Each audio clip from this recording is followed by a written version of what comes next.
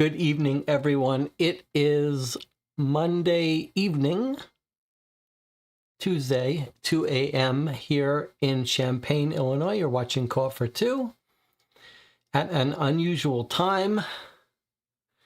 But boy, is it wonderful to be on YouTube at 2 a.m. The whole world is peaceful, and it definitely makes my mind more at ease to be in the late evening hours.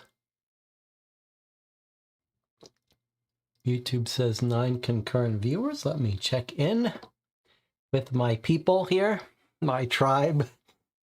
I suppose most of you are not awake at 2 a.m. You're awake at whatever hour it is in whatever time zone and country you're in. Probably just a few stragglers here from the United States, or at least from the Midwest and East Coast. I am curious to hear what time zones you all are in, but it's good to mix things up here. Let's see. Nino Chaka says 9 a.m. in France. Mickey says 8 a.m. in Scotland. We've got some familiar names here, but I don't know all of your time zones. There's Nelson. Jonathan Warner is a United States late night person like me. I think in Midwest as well. Jonathan, you can clarify. Is Sarah, who's overseas as well. 9 a.m. in Madrid, 3 a.m. in the Caribbean. Okay, so Sarah is up late. All right, let's talk about what we're going to do today. We're doing another episode of the Tabletop Mystery Game News series, which I'd like to do more regularly, but I haven't been able to get myself to do it. However, I scheduled a news update for Sunday afternoon. This is going to be a long stream. I've got lots of games to show you, lots of news to talk about. We're just going to take our time here. I feel like some of these things I tell you, you have no obligation to be here, but I guess that's just a general statement for all of YouTube. None of you have any obligation to be here, but maybe more than ever in this session. Anyway, what I was saying was, I scheduled a news update for Sunday at 3 p.m., knowing that we have our normal play-by-mail session at 1 p.m. I thought, how long can that session go? Normally it takes about an hour. And we've been playing a series, a 12-part series called Letters from a Ghost Hunter by Deadbolt Mystery Society. And what happened was, it became clear after about an hour and a half that not only was I not going to be off the air in time to start a new stream at 3 p.m. for the news segment, but that I was in for an unusually long and painful session on Sunday. And that is what happened. I had a 5.5 hour, all of us who were there suffered through a 5.5 hour session of some pain, some real struggle, a struggle session where I had to use all of my powers to keep myself from flying off the handle and throwing things off the table. It was pretty rough, but we did survive it. I did survive it. Anyway, so the news segment just got jettisoned, and here I am the next day. We're doing it in the early evening hours, which is much more relaxing.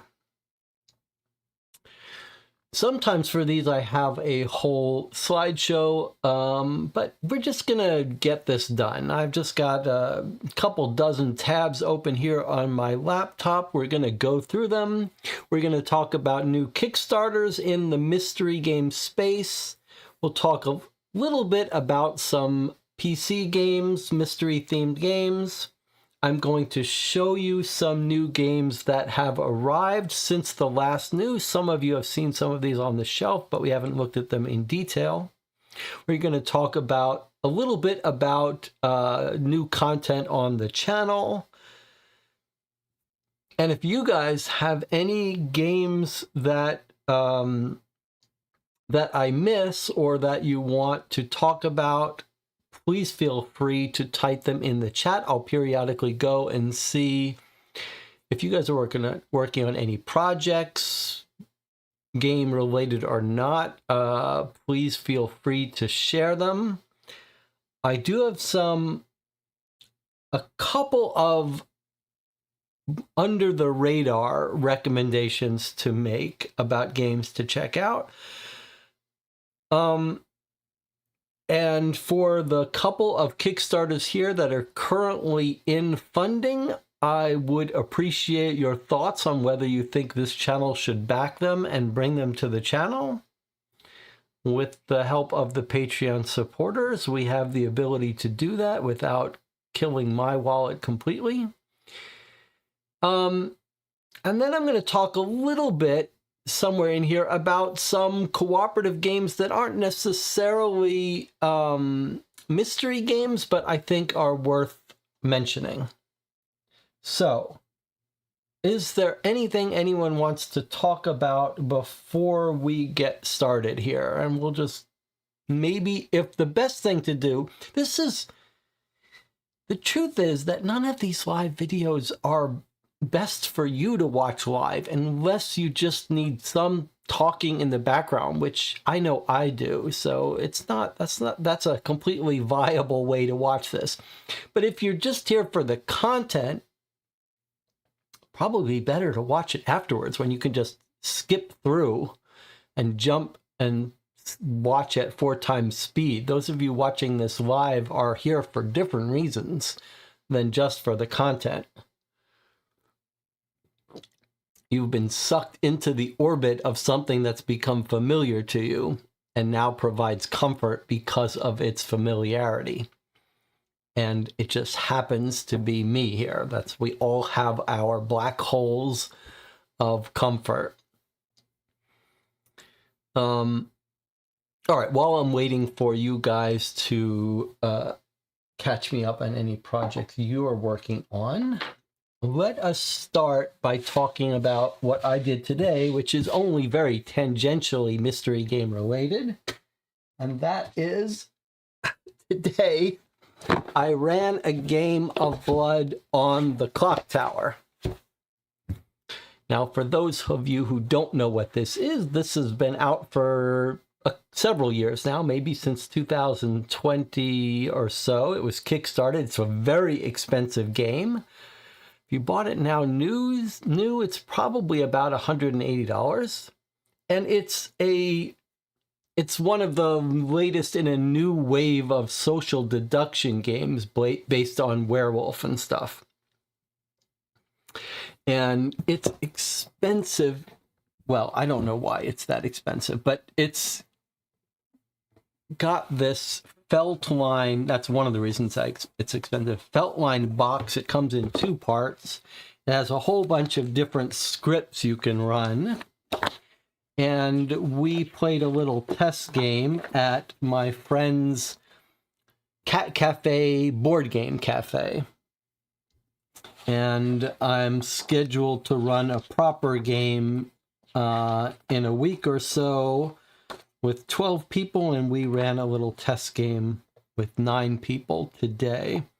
And essentially, the person who runs the game keeps track of where everyone is sitting and everyone's role in this side of it, and on this side is a little script.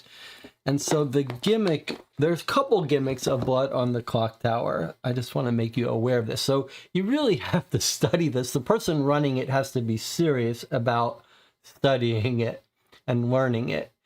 And so basically what happens is every player gets a completely unique role. And that's what these tokens are. So you put these in a bag.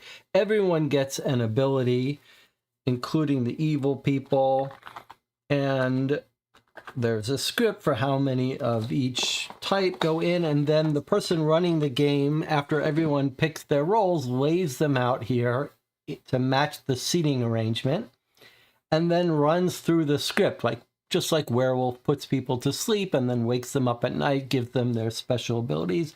But so the couple gimmicks that Blood on the Clocktower has compared to Werewolf, one is that everyone gets a unique ability. And the other big one is that unlike Werewolf, when you're killed, you're still in the game. And there's some very clever mechanics about what you can do if you're dead and what you can do if you're not dead. But that's a huge improvement over the player elimination of Werewolf, because everyone stays involved the whole time. Now, frankly, it's a little too burning for me to enjoy as a player.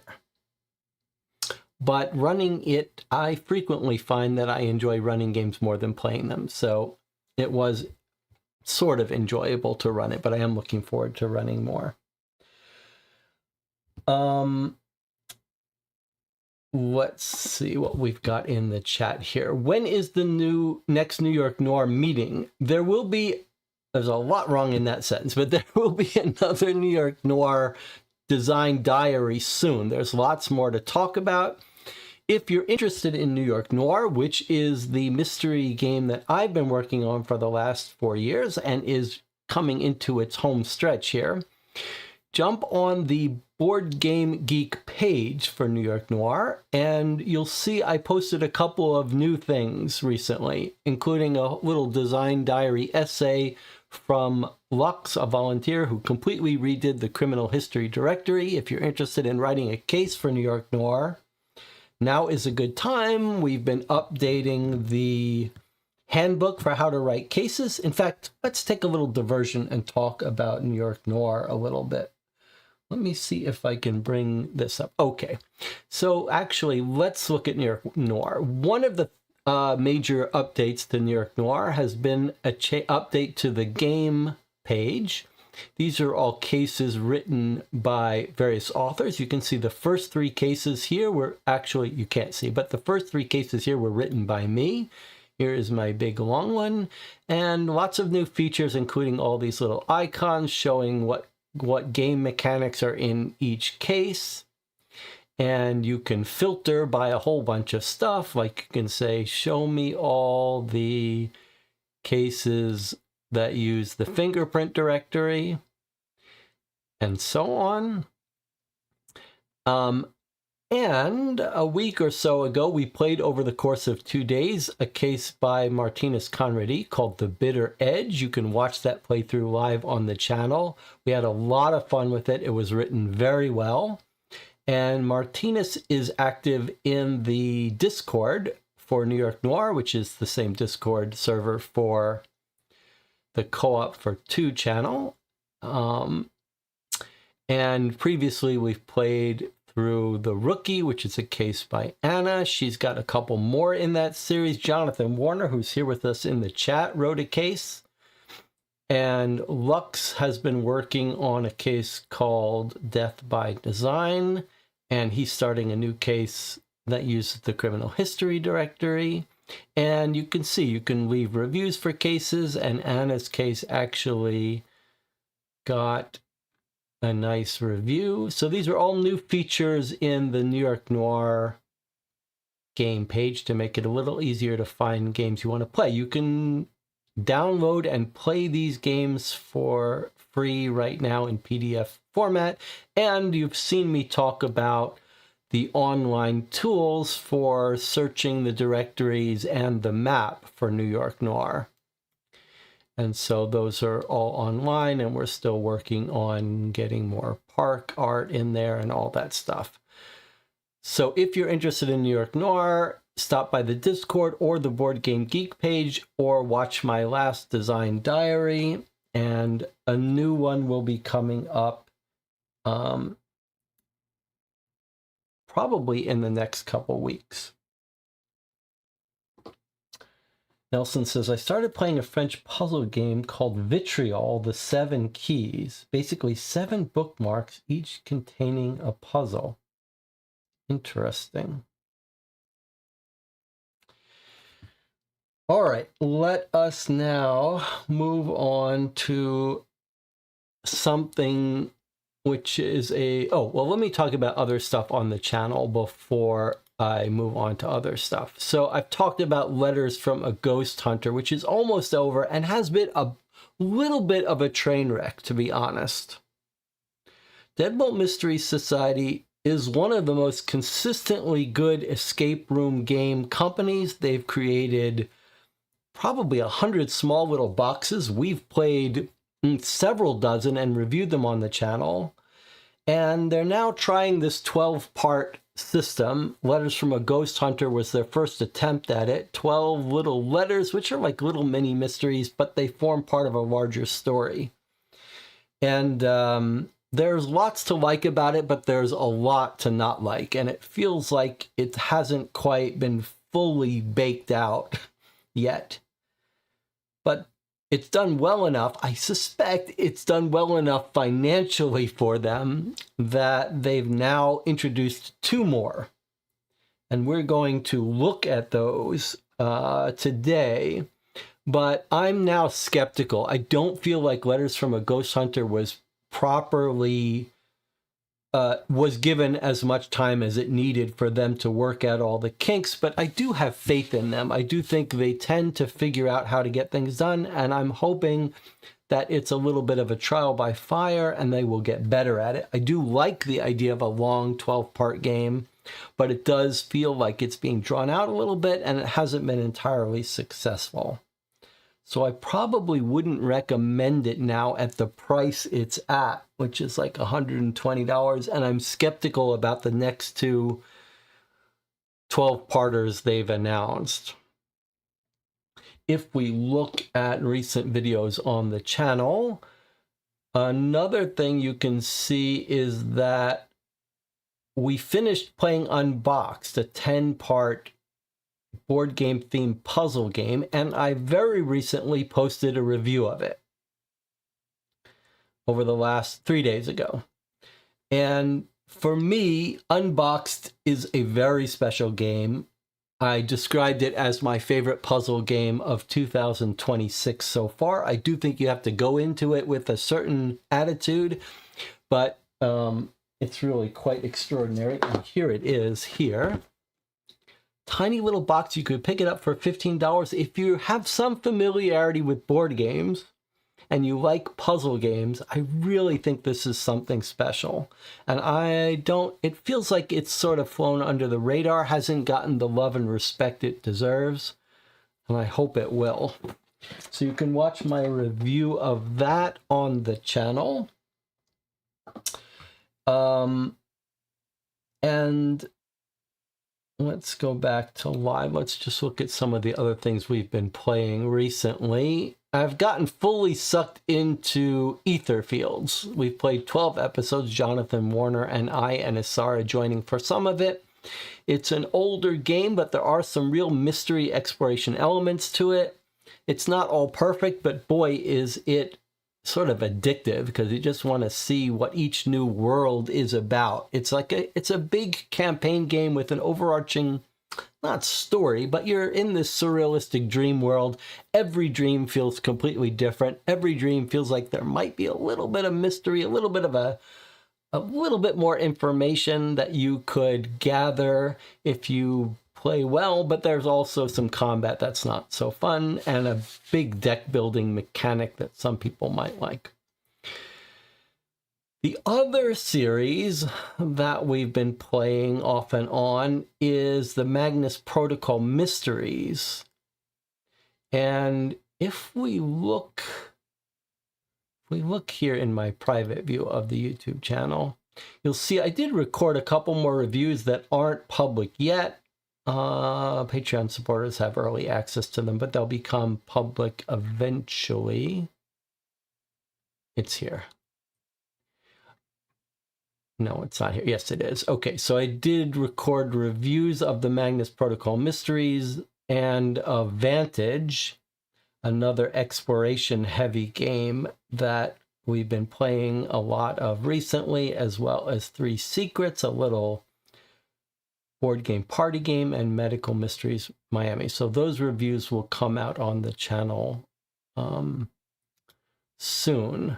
But I do want to talk now about the Magnus Protocol Mysteries. Now you can watch my review of this soon on the channel, but you can watch our playthroughs as well. Now, part of why this is news for today is because the Magnus Protocol Mysteries people have kickstarted a second set.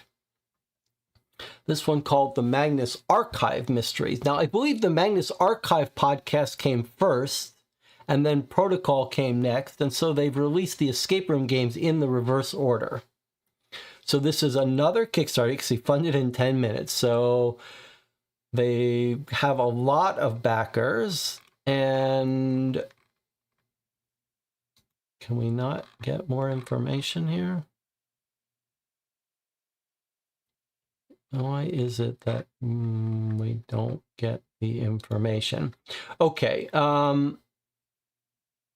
Well, here is the bottom line, though, to talk about here. I was very excited about the Magnus protocols. Oh, here it is. It just needs to be reloaded. So, but let me show you what's happening again that I'm worried about. So it's the same basic idea and mechanics. It's clear these are going to be in the same format. They're sort of cold case games. So the Magnus Archive cases are going to be almost exactly like these. 6 games kickstarted and delivered in this shiny packaging in a very short window. And they're doing another 6 now. So there's 3 main ones, and then you can get 3 more. You can see here are the names of the cases. They've already got covers. The Resurrection Men, Into the Hive, Curtain Call, The Hanged Man, The Labyrinth, and Contagion.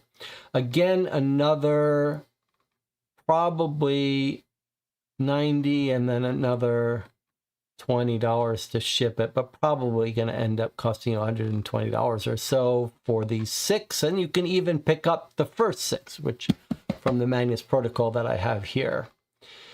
Now, here is the problem from my standpoint.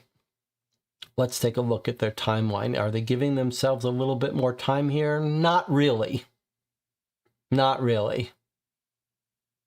Here we go again. April 26th, they've kickstarted it, and they're going to deliver it in December. This is exactly what happened with this set of 6. And when they said, okay, it's in 8 months, we're going to have 6 finished, polished games produced, printed, and delivered. And I was very skeptical that they could pull off 6 good mysteries. And we played the first one on the channel, and I was like, they did it. Somehow they did it, because the first game we played, which was The Woman on Fire, I really liked. It had a real supernatural element. The story was good. The mystery was good. The role of supernatural was good. And then in the last couple months, we've played 3 more, which I have felt really were not fully fleshed out well. Were not fully hammered out, polished up. They're polished up on the outside, but I really feel like they should have taken more time on these. So my real fear is that they're rushing the next set of 6. And the next set of 6 has got to be even harder to produce in time than the first set of 6. Presumably these were in the works for quite some time before the Kickstarter. But the new set is really not being given enough time. So this is one Kickstarter where I kind of feel like I hope they say, sorry, we said originally that we're going to have these in your hands in 8 months, but we're going to take another 6 months and work on these more.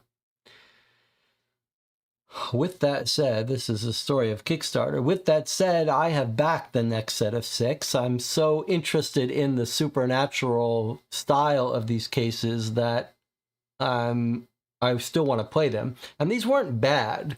They just needed a little more work. So I have backed, with the help of the Patreon supporters, this next set of 6. But because these are sold after Kickstarter, like you will be able to buy these at basically the same cost out of Kickstarter, I would recommend to others probably hold off kickstarting this. Now that recommendation is not important because this is already finished backing. It's closed, it's done. But I do think you'd be better off. These are the perfect games to buy used because everyone can only play them once and nothing gets destroyed. But I would really suggest you don't do what many of us do, which are like, oh, let me just buy all 12 of them now. I do think that's unnecessary. And maybe try to pick them up used or wait.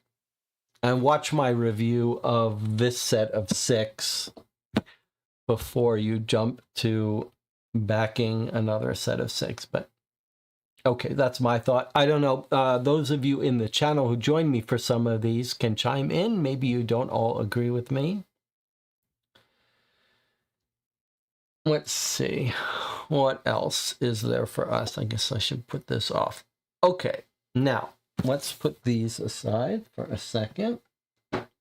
And let's talk about something different. I know we're sort of jumping all over the place here. All right.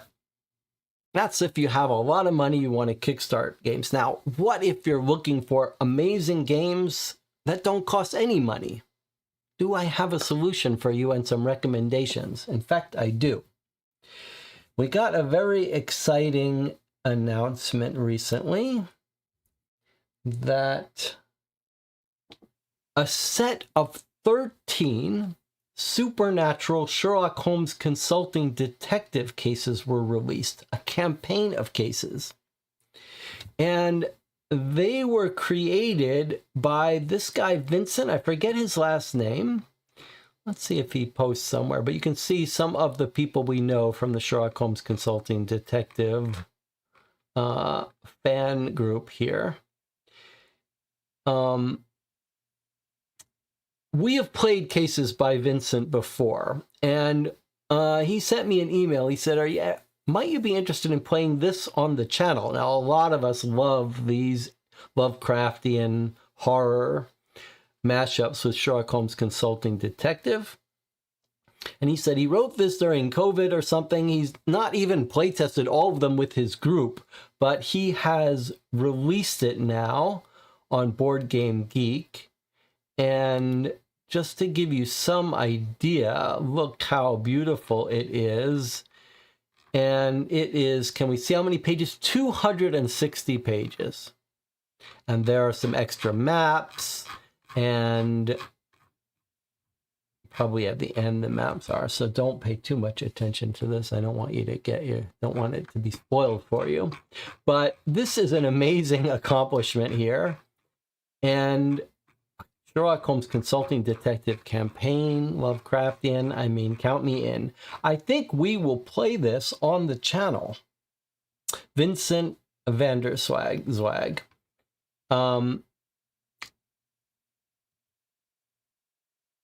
Is it going to be perfect? No, because it hasn't gotten that much playtesting, but it sure looks interesting. And the other cases we played by Vincent, classic Sherlock Holmes Consulting Detective cases, were quite good. I have made videos, you can watch that live playthrough, but I've also made videos about why I think the Sherlock Holmes Consulting Detective fan-made cases are some of the best kept secrets in the mystery game space, because playing the fan-made cases that you print out and can write on can be better than playing a Space Cowboys version that you don't want to write on. The writing and the quality of them are very often just as good, and there is something special about playing something that only a handful of people on the planet have ever played and will ever play. And all you need is the base materials from Sherlock Holmes Consulting Detective, the base directories and map. I should point out, perhaps, that you can actually play those games with the online map tools that I've written by coming in here and saying you want to play Sherlock Holmes Consulting Detective, one of these worlds, depending on whether you want to play the Space Cowboys version or the original Sleuth version. And here are the white pages, yellow pages, and so on. And you could play it even with this online tool, and what you could learn more about the log and all that stuff. But most of us like playing with the physical directories. Okay, so that's Eldritch Detective. Pretty exciting news, big news in the Sherlock Holmes Consulting Detective fan community.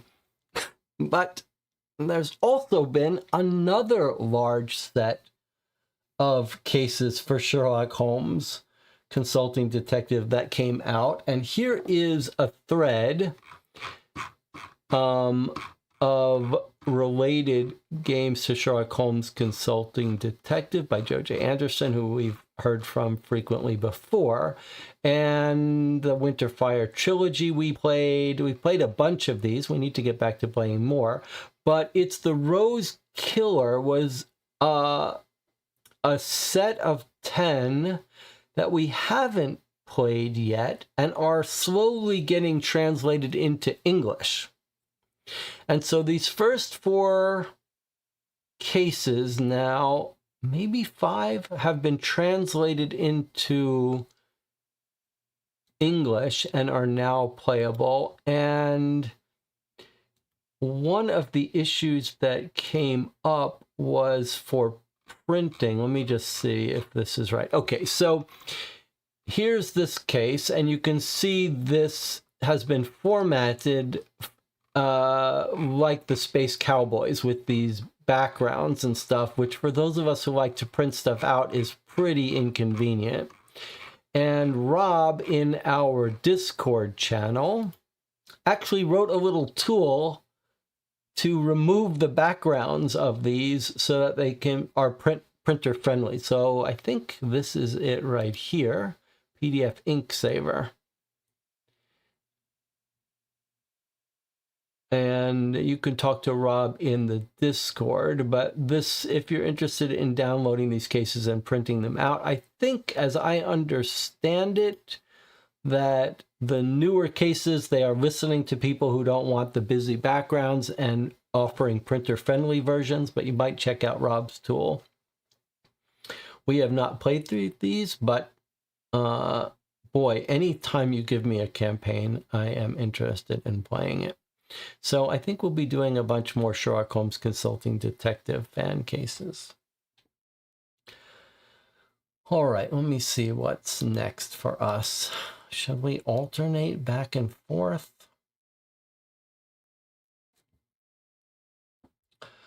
All right, let me share this then, if there's nothing more in the chat to respond to. Here's a little bit of news about other websites. So one of the better places to learn about new games is the Puzzle People Facebook channel. And you'll frequently see people posting about games. There's lots of designers, mystery game, escape room game designers on that Facebook group. I tend to not like Facebook, but I do use that. And one of the people that's active on that Facebook group maintains and has recently been updating this site, the Voynich Times, where he's collecting as many escape room games as he can. So if you are interested, if you're one of these people that likes to make sure you've got them all, that nothing has snuck by you, you can see here is all the Hunt-A-Killers and the various Killing Affair games, Enigmailed, Conundrum Box series. So he's being pretty active in that, and you can... how many Dear Holmes do you think are on here? Is it just one? Let's see, because one of the things Rob and I have been doing is looking at all the Dear Holmes. Whoops. Oh, I confused it, or I typed wrong here. Okay, well, didn't like that.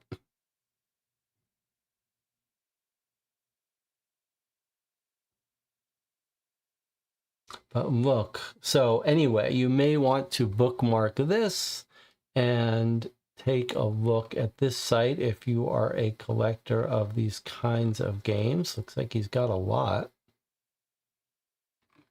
What has he got here? A little description of the kind of game, the date, and any note.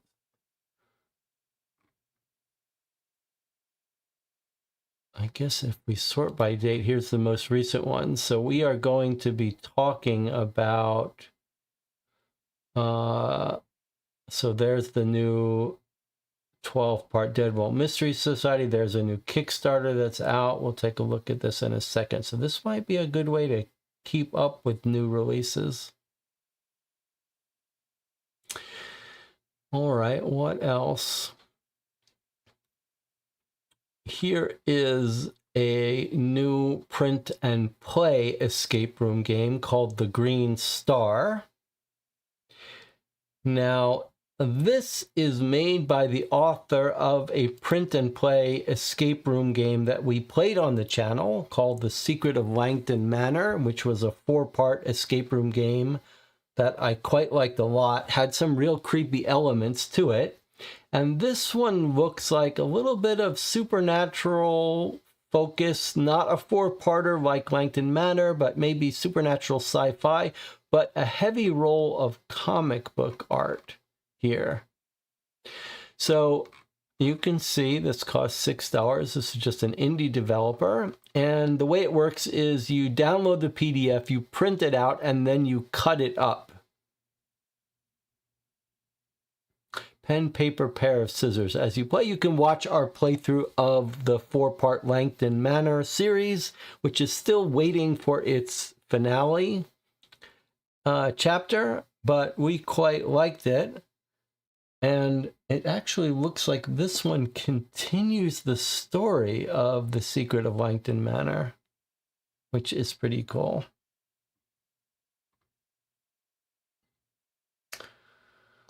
All right, let's see if we've got anything else from the chat.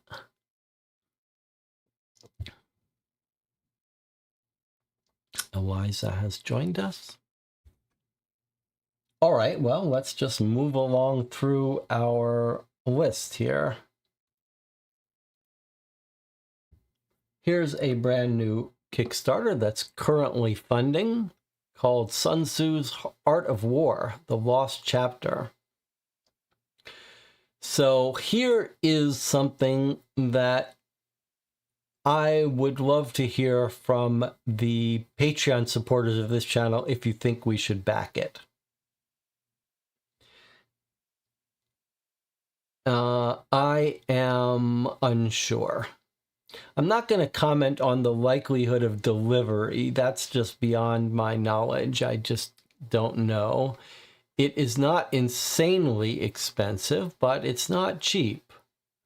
So $90 for this version, and then there's a deluxe version for $170. That's pretty expensive, but it looks like you can get most of it for $90. But let's talk about whether we want to back this and play it. I am of two minds. Let me explain why I'm a little bit torn on this. I love the idea of a historical mystery game. Research notes, police files, memoir. It reminds me a little bit of the... What series was it where we played... Oh,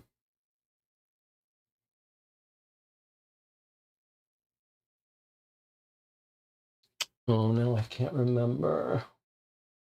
Kai Feng 982, was that it? It was from the series with Fire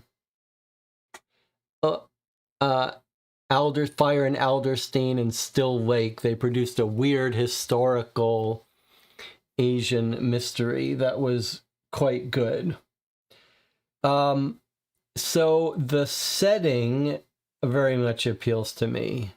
But this does not, to be frank. This is everything I try to avoid in mystery games. Like, I do not need the ceramic vase that you glue together.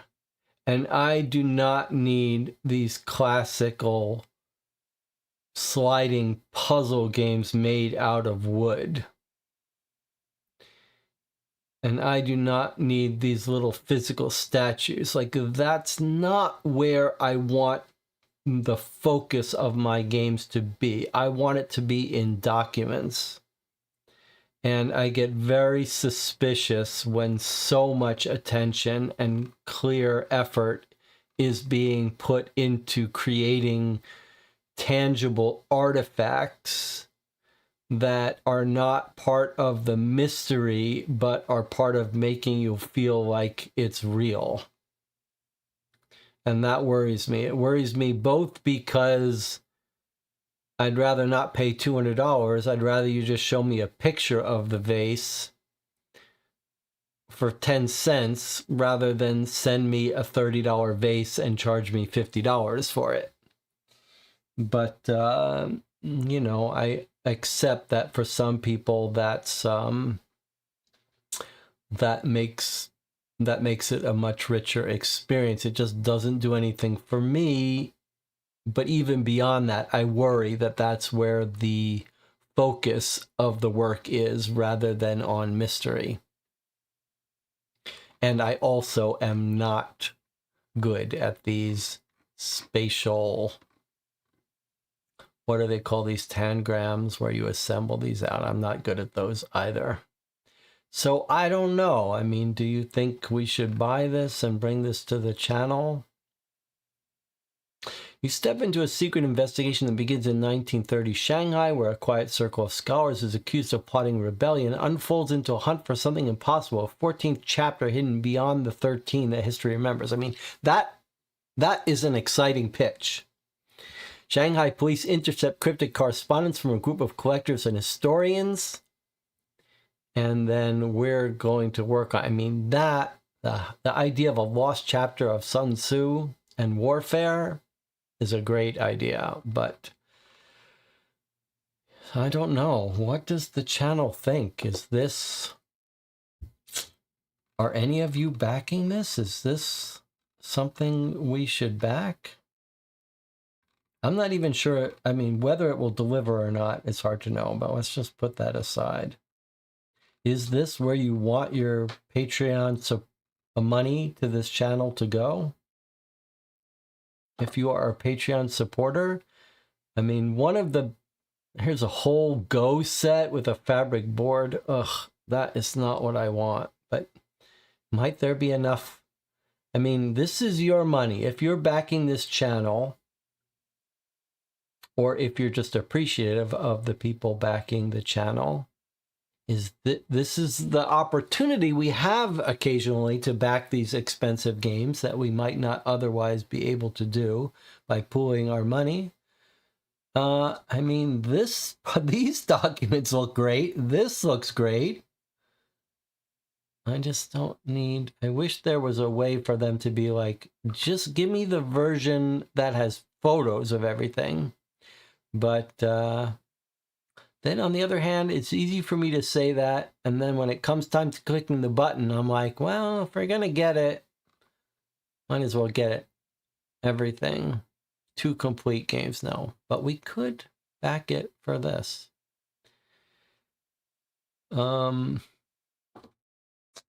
Reminds me of Root of All Evil with the props. Well, Root of All Evil was good, and that was worth it. Dennis says, it's a little too pricey. I agree. I prefer more script than props. Like, I would not back this with my own money, but I would back it. This is the kind of thing that we could all chip in together, and that's how the Patreon money gets spent, and purchase a deluxe game. All right, well, you've got some days to think about that. Let me know on the Discord, or better yet, even on the Board Game Geek Guild for this channel.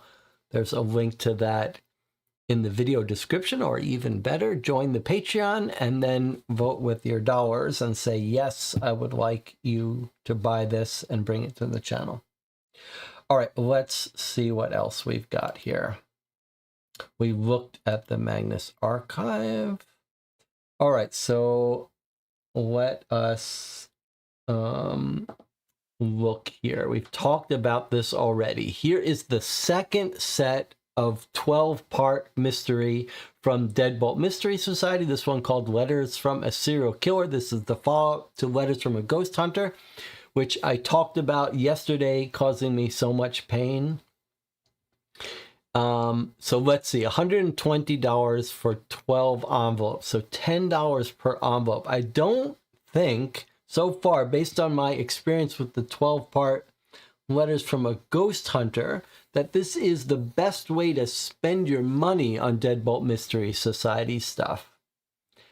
However, with that said, and with all my complaints about Letters from a Ghost Hunter, I am a sucker for these long multi-part games, and I'm convinced that Deadbolt Mystery Society is going to get it right at some point. So I did go ahead and back this. I didn't back the third one that they've announced. I do wish they would delay this and take more time. I do hope they listen to some of the feedback from Letters from a Ghost Hunter and slow down and make these better. And not only that, but you can buy these. Let me back up and say something different. So they are billing these as 12-part, get a letter, an envelope in the mail every week, right? You will receive a new envelope every week. And then they have to pay for shipping for each of those envelopes, which costs them another $1 or so for shipping or more.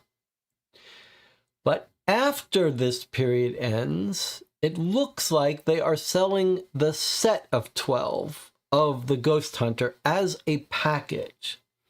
I think if you are out there and these appeal to you, you would be much better off.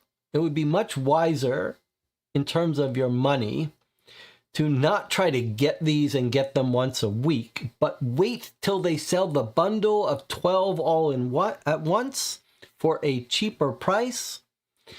It's better not to play these once a week over 4 months because, boy, is it hard to keep things in mind and remember stuff. You'd be much better off playing these over the course of maybe a 2-week period. So my recommendation to you is to not do as I do, but do as I say, and consider picking these up as a bundle, cheaper, play them in a shorter time period. However, on the channel, I have made the executive decision to spend the Patreon money and purchase this. I don't know if we'll play them live. This is probably the last set of 12 I'll back until I'm convinced they get their act together with these. And I think we're probably going to switch back to Dear Holmes for our mail-based games for a while. Maybe we'll play these over the course of a single month once they all arrive. So there's another set that are Letters from a Game Master, which feels like it's a much lighter story about Dungeons and Dragons type Game Master, which is not quite for me. So the Serial Killer, though, is for me. All right, what else have we got? Next up is Ministry of Lost Things Case 2, Finders Keepers. This is shipping now. So I did back this. It should be arriving very soon. This is the second box of a series, and I have the first box right here, which we played on the channel, and I really liked. It is whimsical. There are great puzzles in here, and there's a special kind of puzzle that is represented many times in this box that I love, and it's a little bit of the flavor of that Unboxed. It's different, but it's got some of the flavor in that you're given puzzles that are almost like, here are some examples of how to decode something. Now decode this last part. And there are some other very innovative puzzles in here. And they all feel like they're using a little bit of psychology and a little bit of induction, learning by example. In this tiny little box is a little bit of a masterpiece of a puzzle game. And this is by the Post Curious people, Rita Orlov. Very experienced puzzle takers. A lot packed into this little box. I should have a review of this up quite soon, but I was very happy to back this. We will play this on the channel when it arrives. You will be able to buy this. You may be able to buy this right now after it kickstarts, but this will be for sale if you missed the Kickstarter. But we should have this coming soon. And we'll see how it compares to the first one. Did anyone join me for the playthroughs of Ministry of Lost Things? A very cute game too, but some difficult puzzles, but might be a fun game to play with a mixed group. And no doubt we will be in this world of the first case as well, so maybe we'll see some return characters. Next up are 2 new Star Trek escape room murder mystery game. All right, now this is an odd situation here, so let's talk about this for a second. This is the second set of 2 Star Trek escape room cold case games, and I did not back the first 2. The first 2 were what? What were they? One was the Mary Celeste. Do we have a link to the first 2? Are they down here? I thought they might be down here. There they are, right there. Strange New Worlds, Mary Celeste, and Picard.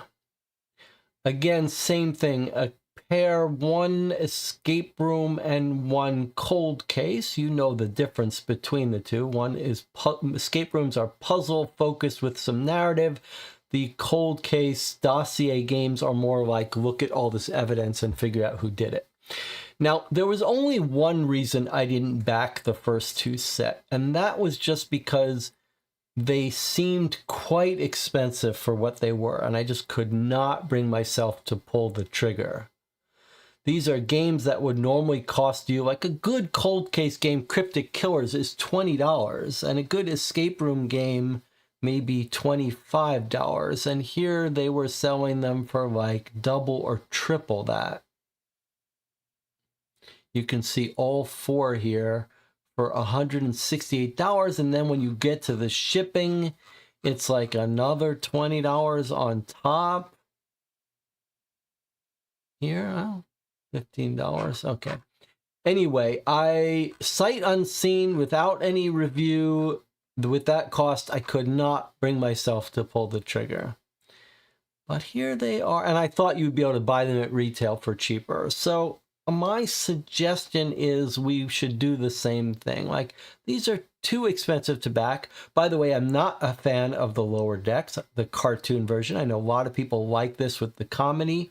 That's not for me. I generally do not like, I mean, I like well-written humor, but I don't want comedy in my superhero movies, and I don't want them on my Star Trek and all that stuff. But I am a fan of Strange New Worlds, and I am a fan of Deep Space Nine, so I think what we'll try to do is we will try to pick up these 2 now that they've been out for a while. Maybe we can pick them up used and play them on the channel, and if they're good, we'll look to do the same thing perhaps with these. But if you have backed the first set, if you are watching this and you backed the first 2, I'd be curious to know what you think. Now, there is a Star Trek escape room-like game that we played on the channel. Little hybrid game, half escape room, half other stuff, including a dexterity game that I was quite impressed with. It didn't sort of nail the landing, but it was very good, and that was Star Trek Cryptic, and had some surprisingly good, cool puzzles in it. So if you're looking for a Star Trek escape room themed game, I would recommend Star Trek Cryptic. You can watch my review of it on the channel. Jonathan says, I'm not up to date on Star Trek, but that green ship reminds me too much of the Planet Express ship. Okay. Planet Express, you mean from Futurama? The Lower Decks, I am not... If you've watched Star Trek Strange New Worlds, there was an episode of Strange New Worlds that was set on the Lower Decks, but I am a fan of the Strange New Worlds series, but I kind of hate watch it, so it's not like I'm not a fan of it the way I was with Next Generation and Deep Space Nine. To me, those are the the high water mark there. Okay, let's see what else we've got here. I showed you those fan cases. Okay, let's talk about the new Cryptic Killers games. There's 2 new Cryptic Killers games that have been released. There's actually 3 new ones. There's one, is there? Yeah, 3. There's some Peaky Blinders or something based on a show. But here are 2 that we haven't gotten to yet. Now, I have reviewed every other Cryptic Killers game, and we've played all but one other Cryptic Killers game on the channel. They tend to be the Dossier cold case game that I recommend now to people because they are reasonably priced. They are almost all consistently high quality. They all have some pretty cool aha moments, and they come in a range of difficulties, and they tell you what difficulties they are. And so really it's hard to go wrong with the Cryptic Killers games. And here are those 2 new ones that we haven't yet played on the channel. Murder of an MVP, which is a basketball-themed game, which is 4 out of 5 difficulty, and Murder in Medieval Britain, which is another 4 out of 5 difficulty. So these are both right in our wheelhouse of difficulty level. I guess the theme of the Medieval Britain appeals to me a little bit more, but Cryptic Killers tends to be quite good. So we need to play these 2 on the channel soon. And if you are interested in these, go to the Board Game Geek Guild for this channel and let me know that you'd like to play these and when you'd like to play them. But yeah, I'd like to play these sooner rather than later. All right. Dorp says, I vote no for Sun Tzu. No for Picard and Lower Decks. I'd be more interested in just getting the first 2 mysteries than any of the new ones. Yes, I think I would agree with that there as well. Let's at least try to get one of them used and played on the channel. If you're a viewer of this channel and you have those and you've played them, maybe consider sending them over to me for us to play. I am not above taking a used copy. All right, let's do some physical ones here. Up next here is Lost in Adventure, The Curse of Jack Parrot. Now this is the follow-up to Lost in Adventure something. I forget what it was. I forget the one we played. What was the one that we played before called? It's on the shelf somewhere. I can't see it without my glasses.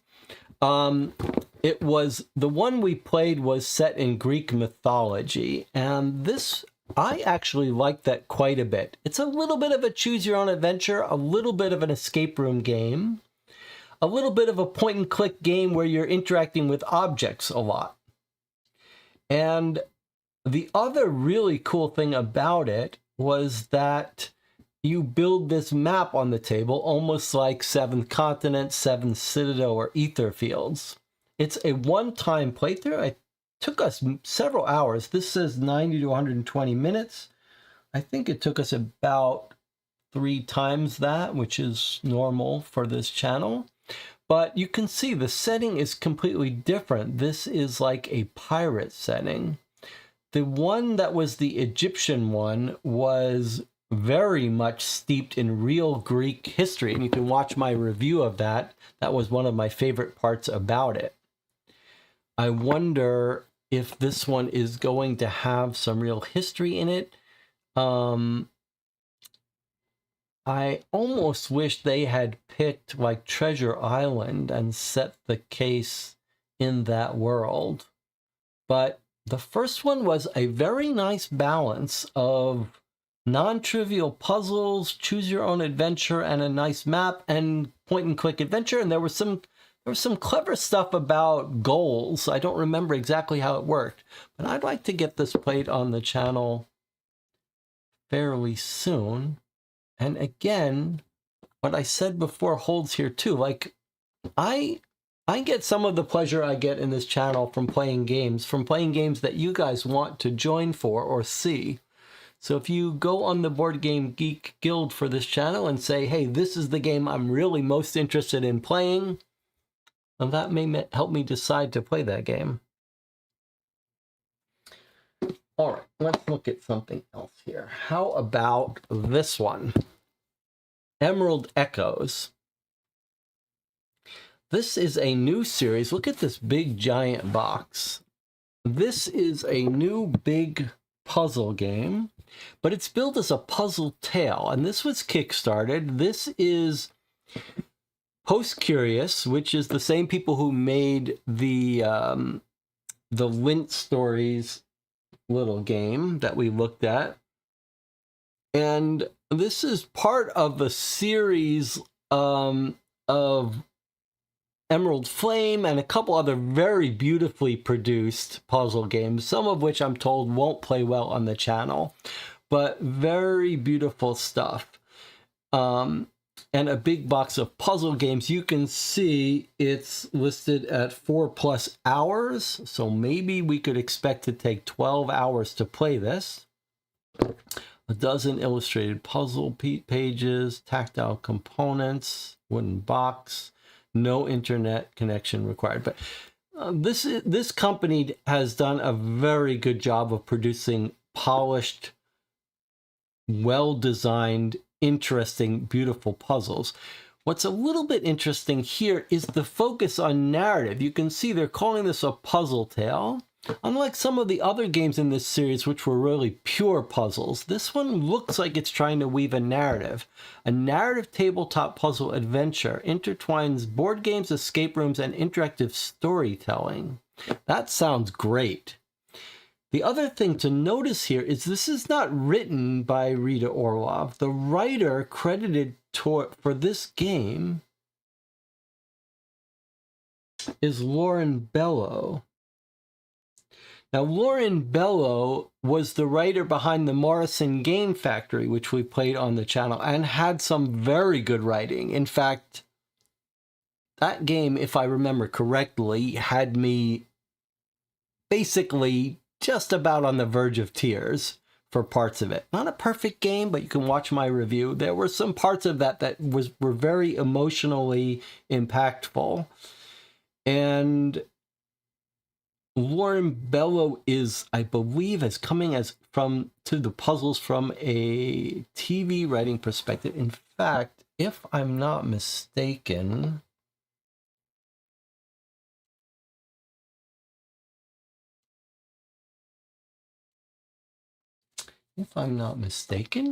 I've got a YouTube channel to recommend and a specific video, which is an interview with Lauren Bellow.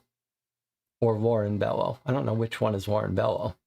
Or maybe, I mean, Morrison Game Factory is Lauren Bellow's game, but also published by Post Curious. Anyway, here's a channel called Room Escape Artists and Post Curious. So I believe Room Escape Artists is the main channel that covers these escape room games and talks to mostly producers, so it's not really aimed at the players, but more the industry. But this looks like it would be an interesting video. Actually, only 5 minutes long. All right, so it's not going to be very long. But this is this new collaboration thing. So, anyway, but here's a channel to recommend. You may want to check out this YouTube channel to see if there might be, especially if you're interested in making games like this, but if you're just looking behind the scenes a little bit, rapid prototyping here and different interviews with creators of these kinds of games.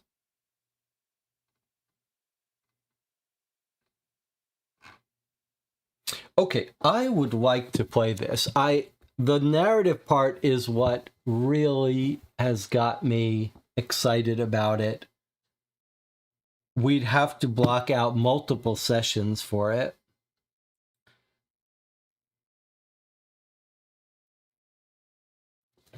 let me know if that's, maybe you can leave comments too if one of these games appeals to you to play. Let's see what else we've got here.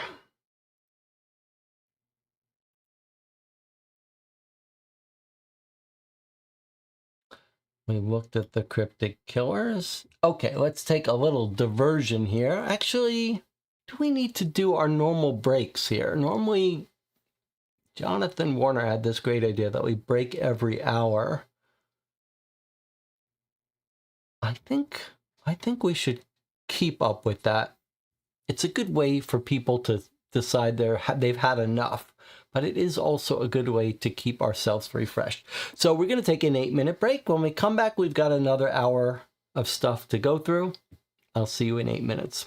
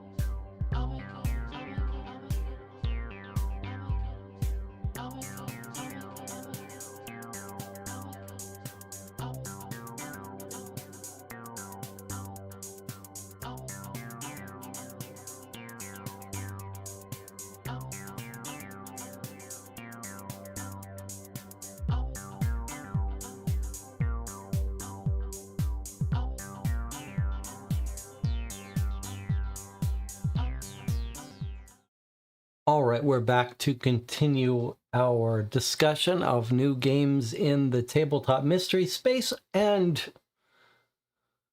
ancillary games. I can see I should not have put these up here where you could see them, but maybe we'll talk about them right now. Okay, next up is a game we played recently on the channel. Brand new game, got released Until Proven Guilty, Thirst for Justice. This is a legal mystery game, a follow-up to Until Proven Guilty, The Starry Sky Necklace, which we also played and I reviewed on the channel quite favorably.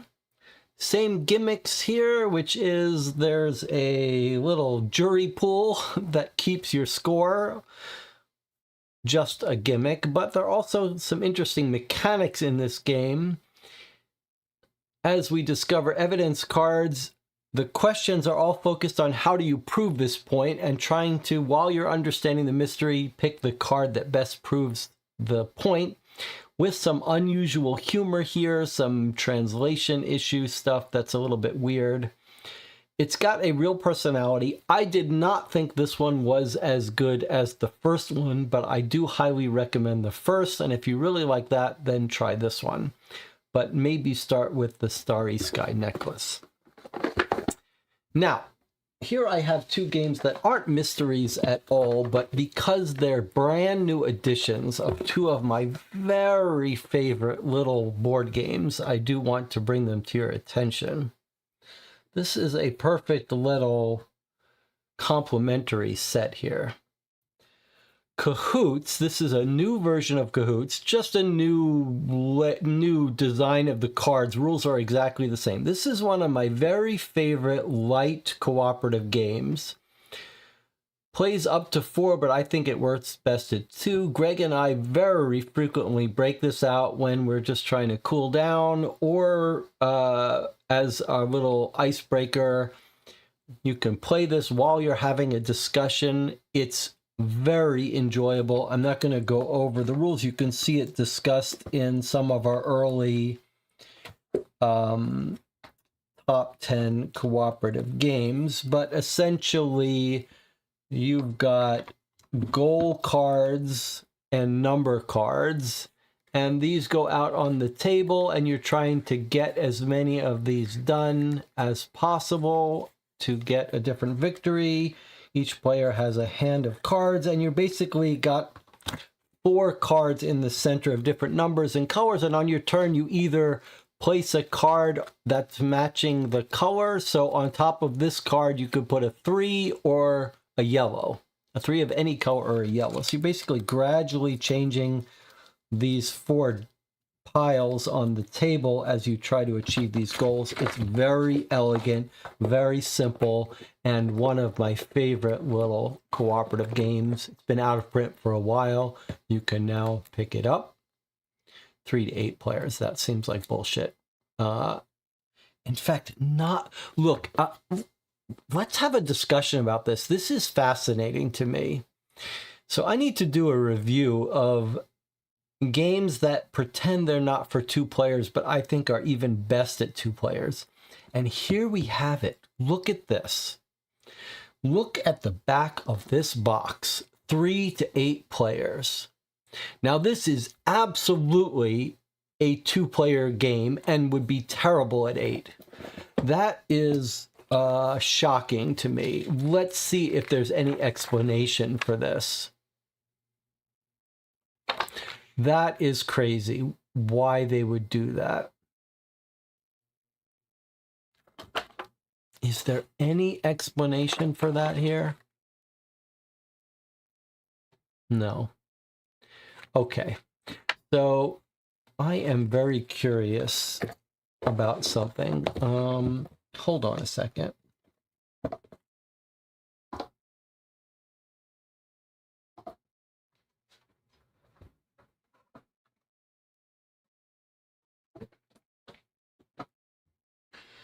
Okay, here's the copy of Cahoots I have in a much too big box. You don't need such a large box, but it is the same game.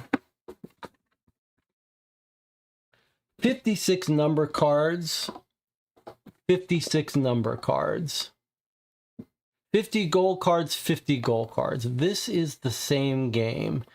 This one says 2 to 4 players. This one says 3 to 8 players. Now, how do you explain that? First of all, I would 100% say that this is the right player count. 2 to 4, maybe best at 2. If you're not familiar with Boardgame Geek, Boardgame Geek has one of the nicer features in Boardgame Geek is the community can rate what a game is best at. This is mystifying to me that they've listed this at 3 to 8. I mean, 8 players seems like a horrible way to play this game. Anything over 4 seems horrible. But the fact that they are not listing this as a 2-player game is a crime.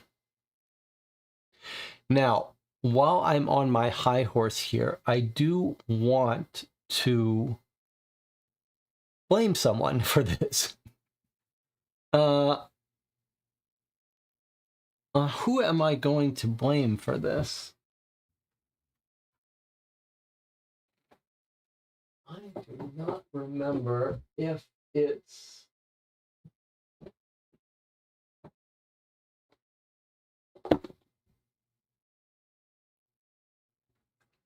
I wonder if...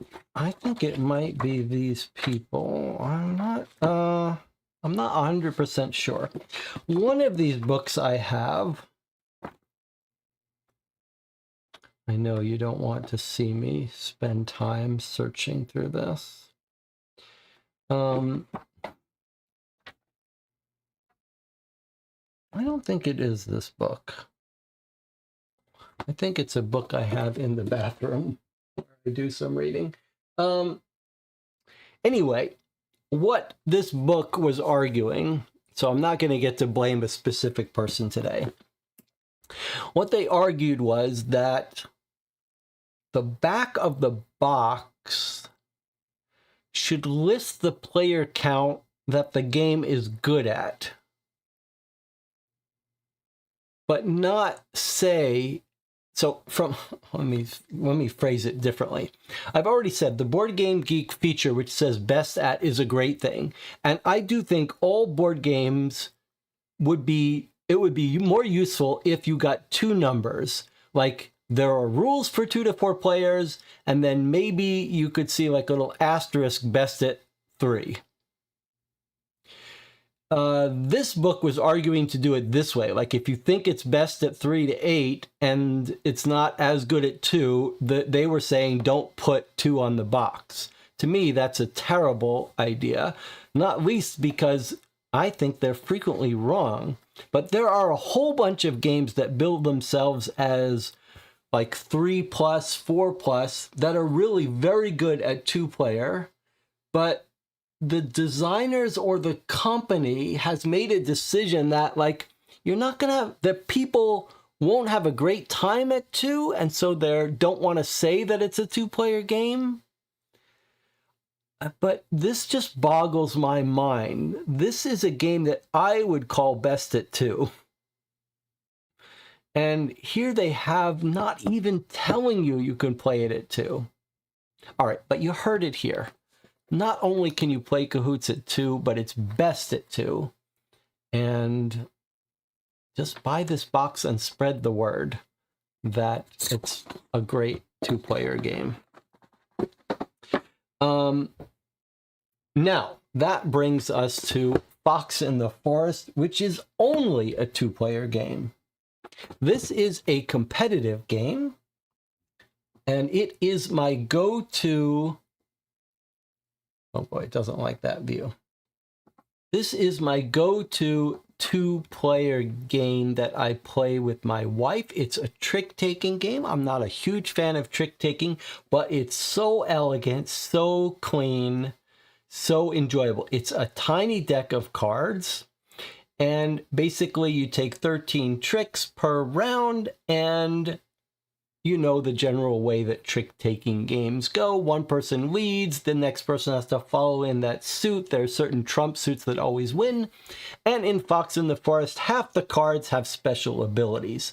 Sometimes the special ability says, like, if you play this and no one else plays a similar card, you automatically win. Or if you lose, you lead the trick. Or switch a card, switch the trump suit. It's very elegant, and it's got a very clever hook, which is the scoring basically says, like, you get more points for the more tricks you win, except if you win too many, then you're greedy and you get, like, no points. So it creates this very interesting dynamic where you're trying to judge, like, can I win just enough? Like, should I try to lose all the tricks? And if I can almost lose all the tricks, then I'll get the best score. Or if it looks like it's going one way, how do I keep myself from getting too greedy? And Fox in the Forest normally comes in I think maybe the same size box here. And Fox in the Forest is like $15, $12, and now there's this new deluxe version. Now, it's not just a reprinting, so I do want to show you. They have changed the art on the cards, and they've got this foil. The art on the original cards was just fine. I don't think this art is any better, really. I think the original art was just as good, different style, but just as good, maybe even a little bit better. However, these are upgraded to plastic, totally unimportant. In fact, when we play, we do not carry these at all. We don't even worry about keeping score. So now I'm going to tell you the good part, the good reason why you should buy the deluxe, and the reason you shouldn't buy the deluxe.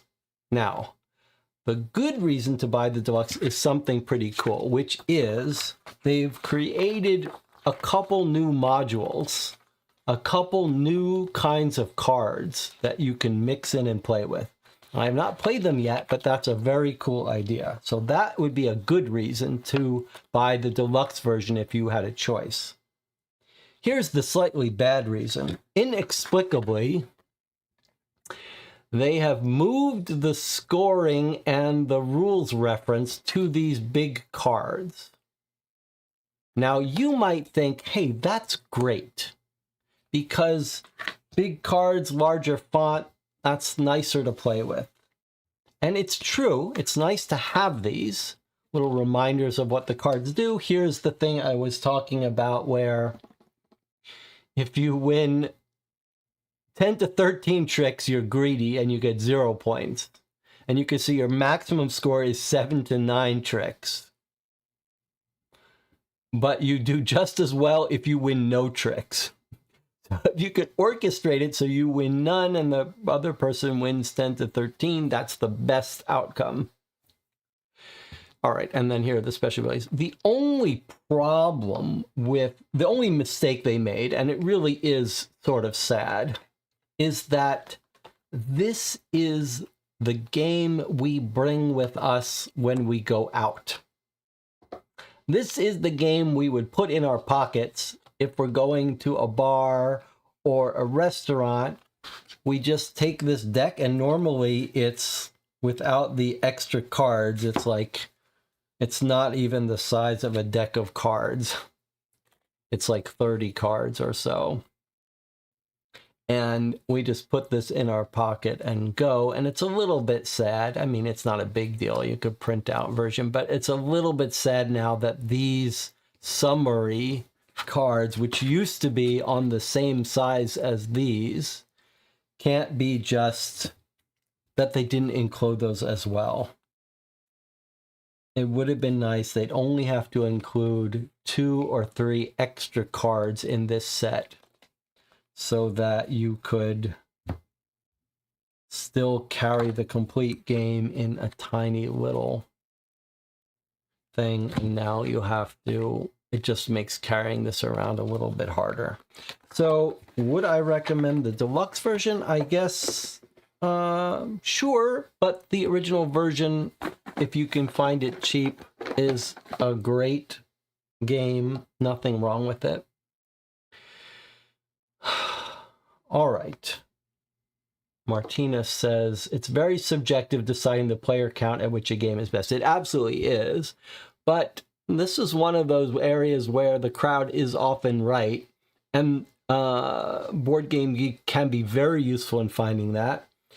It is one of the things that some new gamers have a hard time appreciating. I have found all of the people I've known when they get into board games,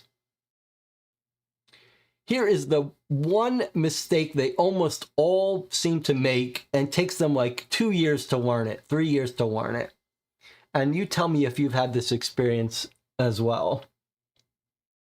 So if I've got some friends, they've just get into board gaming, what they'll frequently do is they'll be like, okay, there's 6 of us.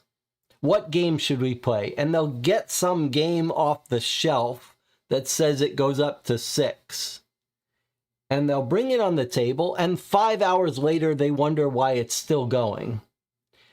And the reason it's still going is you brought down a game that's really meant to be played with 3 players, but could theoretically go up to 6.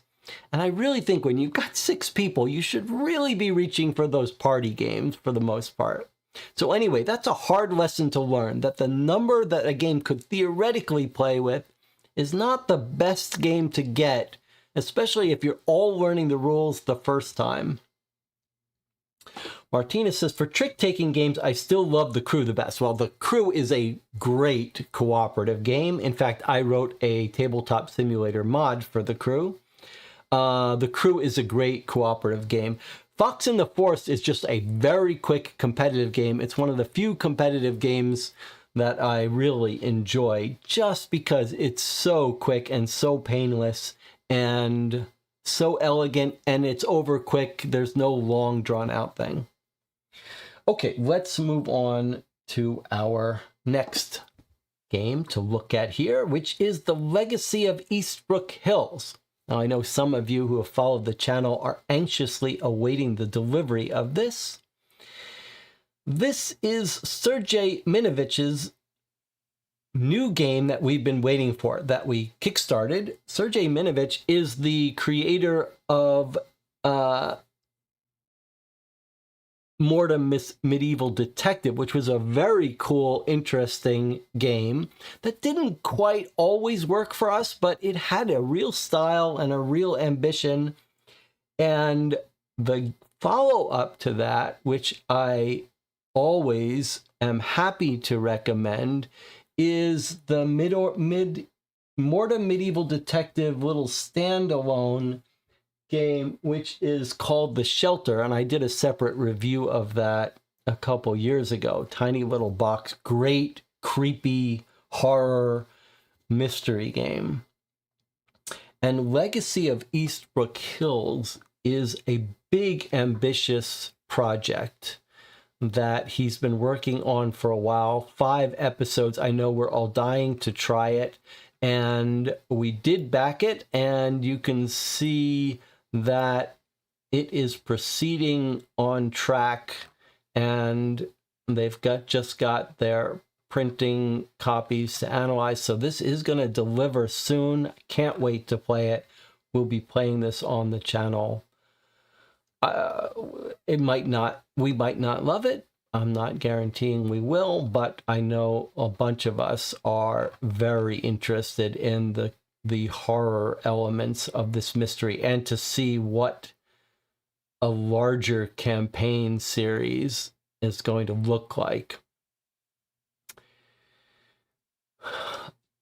Okay, what else do I want to show you? All right, let's talk about this Miami Flatline Medical Mysteries very briefly. So we did play through all the cases in here. 2024, my game of the year was Medical Mysteries New York City Emergency Room. I recorded a very long review of that after the fact. This was my game of the year for 2024. This is a very, very special series. They somehow managed to make the idea of medical mysteries exciting, compelling, tense. They've got this timing issue where you only have enough time to treat people and do certain tests. The patient, bad things happen. There's narrative psychology. It's really quite brilliant for people who love to read and are looking for something different. Miami Flatline is the second game in this series, the follow-up. And I have recorded a review of it. It's not public yet, but essentially it is just more of the same, which is a great thing.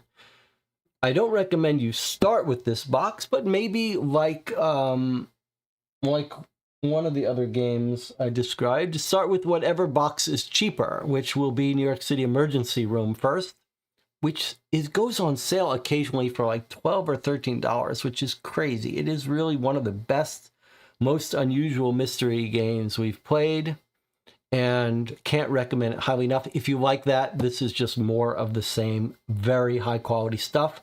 As long as they keep making these, we will keep playing them. Let's see what we've got next.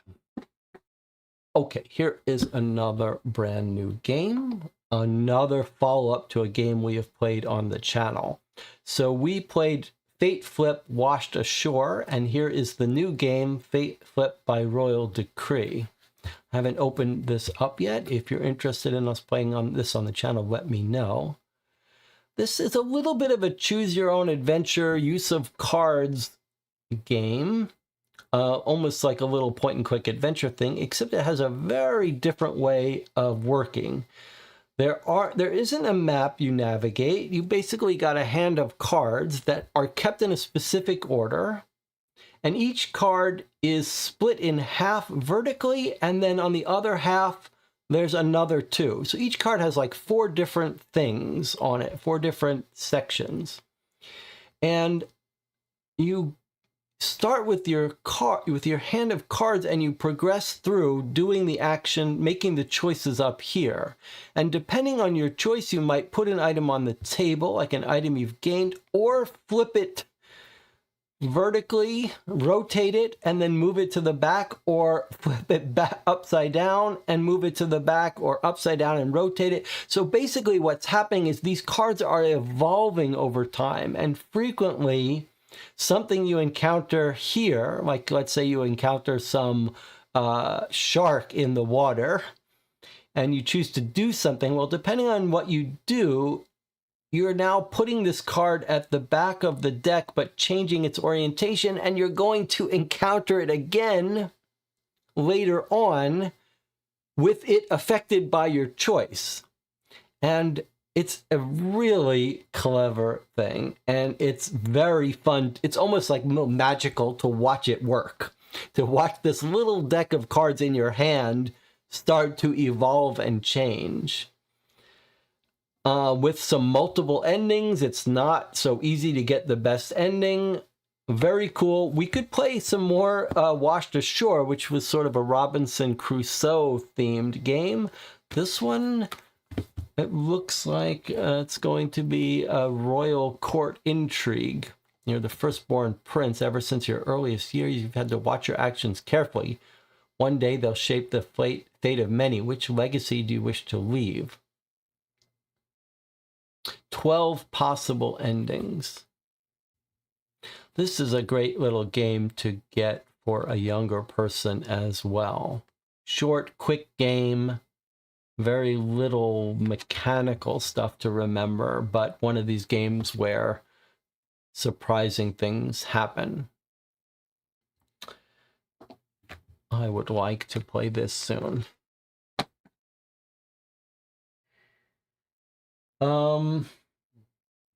I want to show you a different game that I forgot to get out to the table. Let me go get it. Where is it?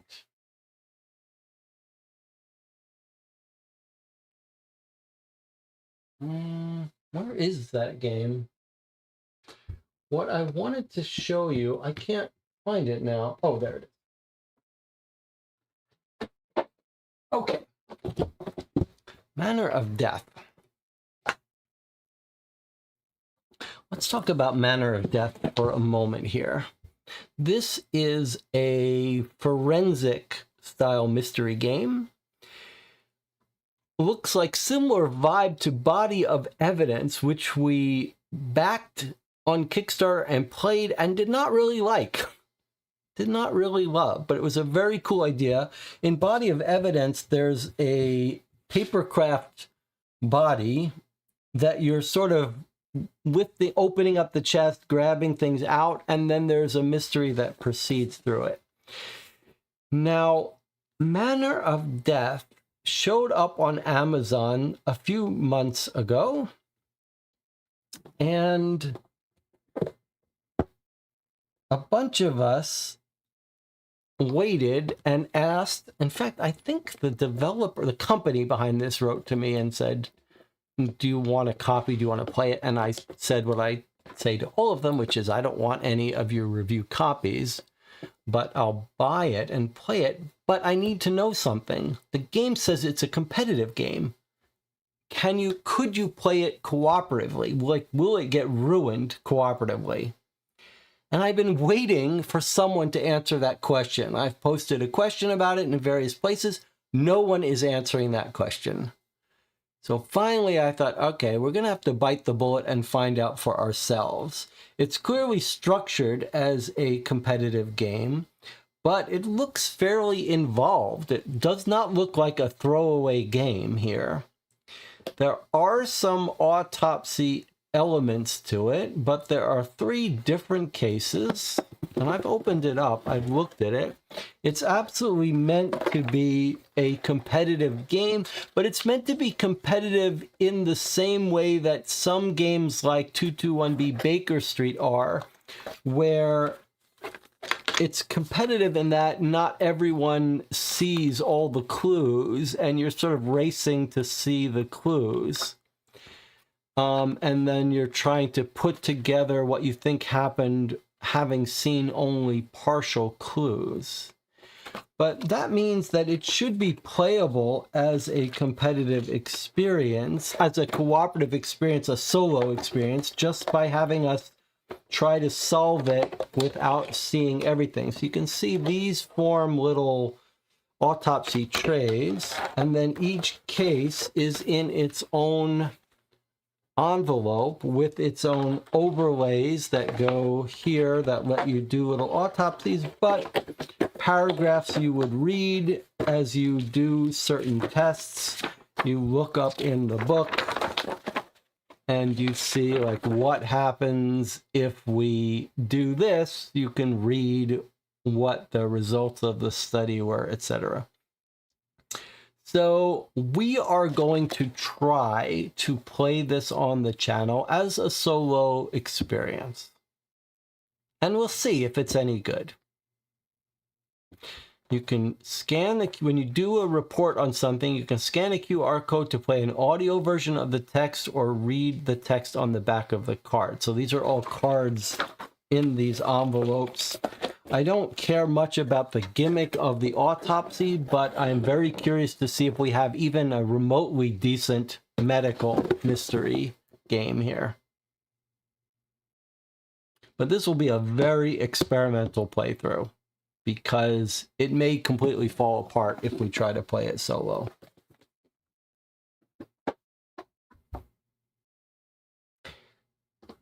The chat says, Kingdom Legacy has a similar mechanic to Flip Fate, but not narrative. Okay, well, that's a great lead-in to Kingdom Legacy, which has been sitting on my shelf and are the legacy section of this broadcast. It is bewildering to me that I have not yet played this. I am a huge fan of legacy games. In fact, my favorite gaming experiences ever are Pandemic Legacy 1 and 2. And so here what we have is a small box solo legacy game. You're building a kingdom, you're having to make choices. Nelson says there's some elements of this Flip Fate series. You only play through this once, you'll be marking up cards, and then you're done with it. 6 to 10 hours solo. Kingdom Legacy. And then here we have expansions for it, and some of these are brand new. Some of these very recently got released.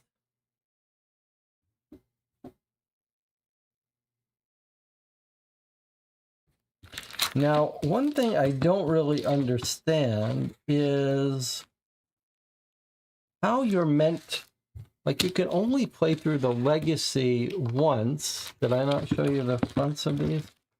You can only play through the legacy once. When do you play this? Do you just play this after you finish the main game?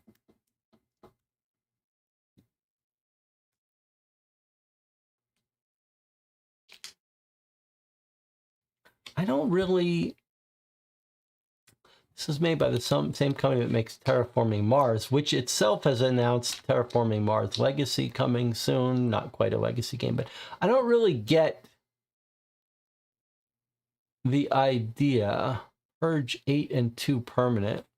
I assume these are meant to be played after you finish the main campaign in the box and have no more to play through this.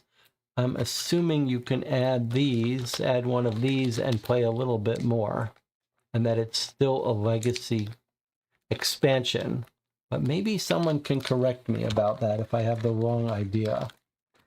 But this is one of these things where I'm so sold on this legacy little solo experience that I don't know why we haven't played this yet. But maybe Nelson can explain this to us. Nelson says, yes, the main game has 3 expansions in it. You just add the new cards to the deck and they become available. You haven't really answered my question. You haven't really answered my question. Let me try to be clear. It's a legacy game. You play through it by itself and you finish it. You're done with it, right? You don't play it anymore after you've finished it.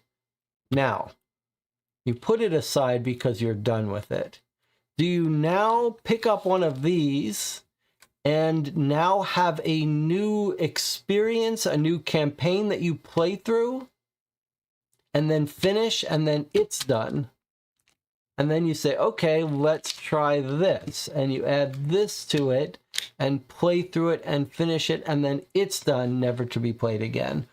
Or are you saying that we buy this and before we play it, we stick this in and then we have a one-off legacy game?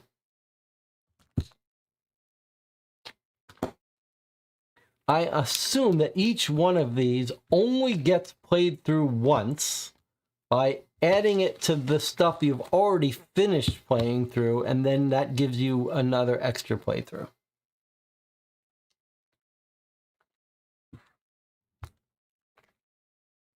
Maybe Nelson can explain that.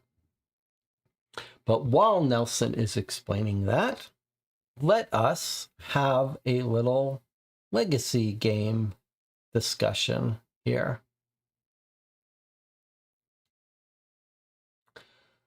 I have 2 legacy games to show you that are coming out. One is kickstarting soon, and one should be at Gen Con, which I will be at in August. The first one is Forbidden Legacy.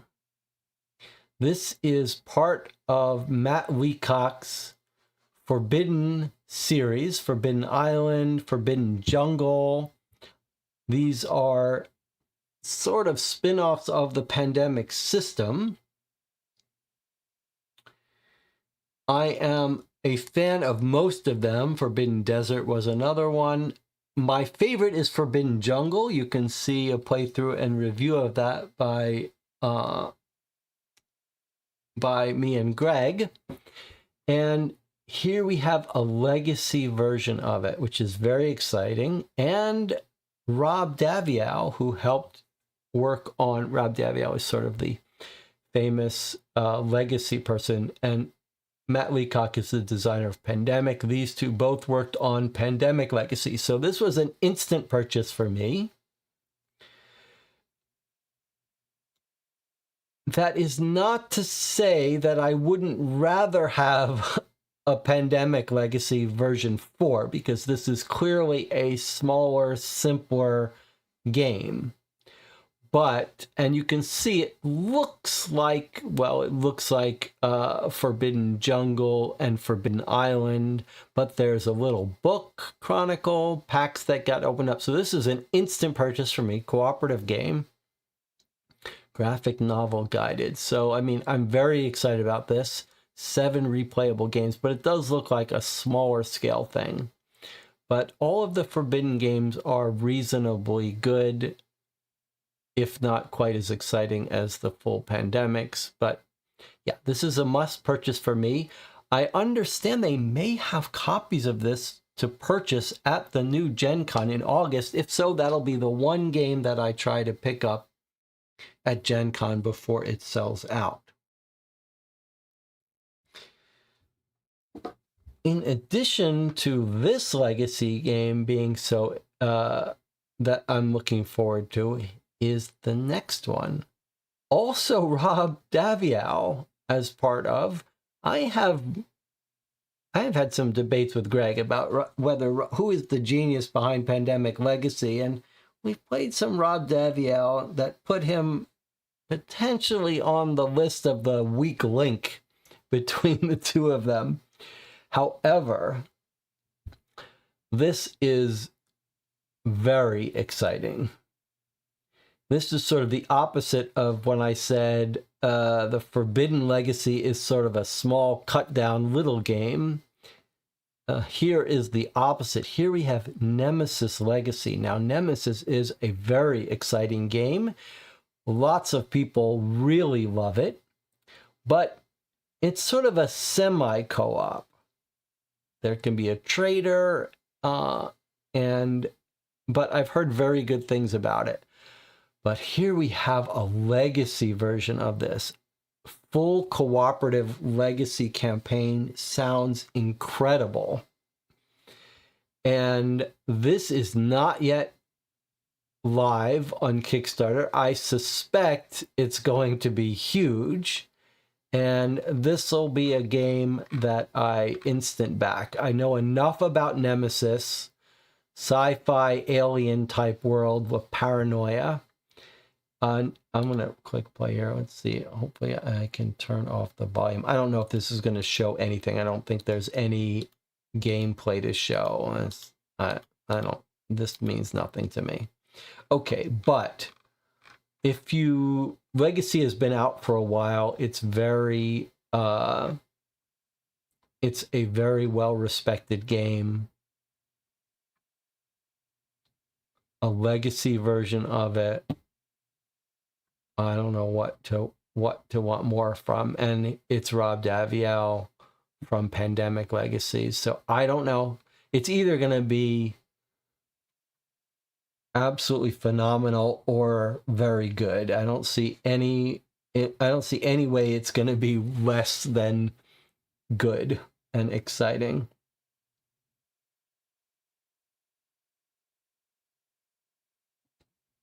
I hope they let you play it fully cooperative and don't make you play with a traitor. But anyway, this is one of the games I'm most looking forward to.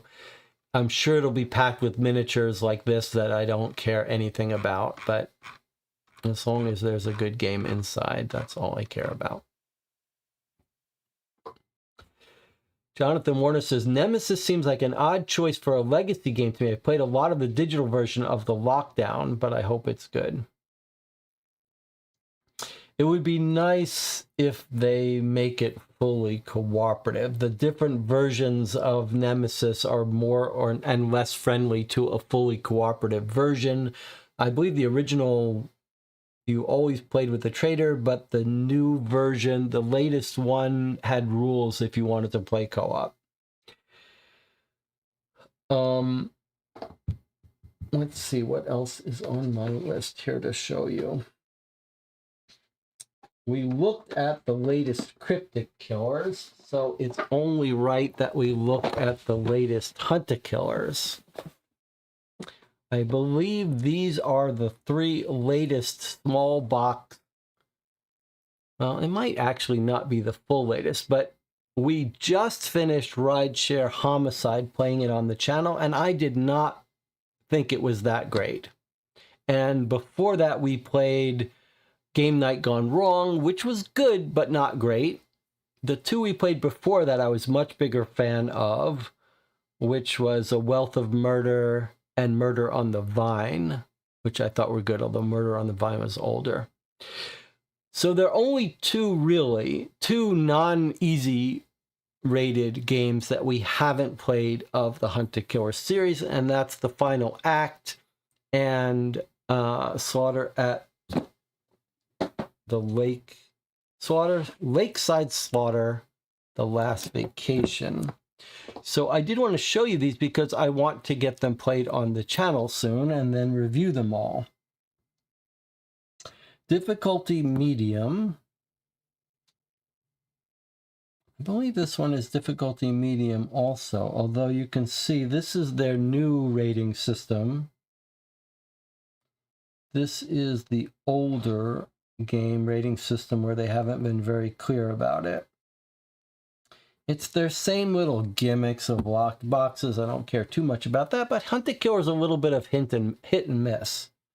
And what I think we should do is get these 2 played and then do a review roundup of the last 4 games in the Hunter Killer series. It's sort of our job to keep them on the right track.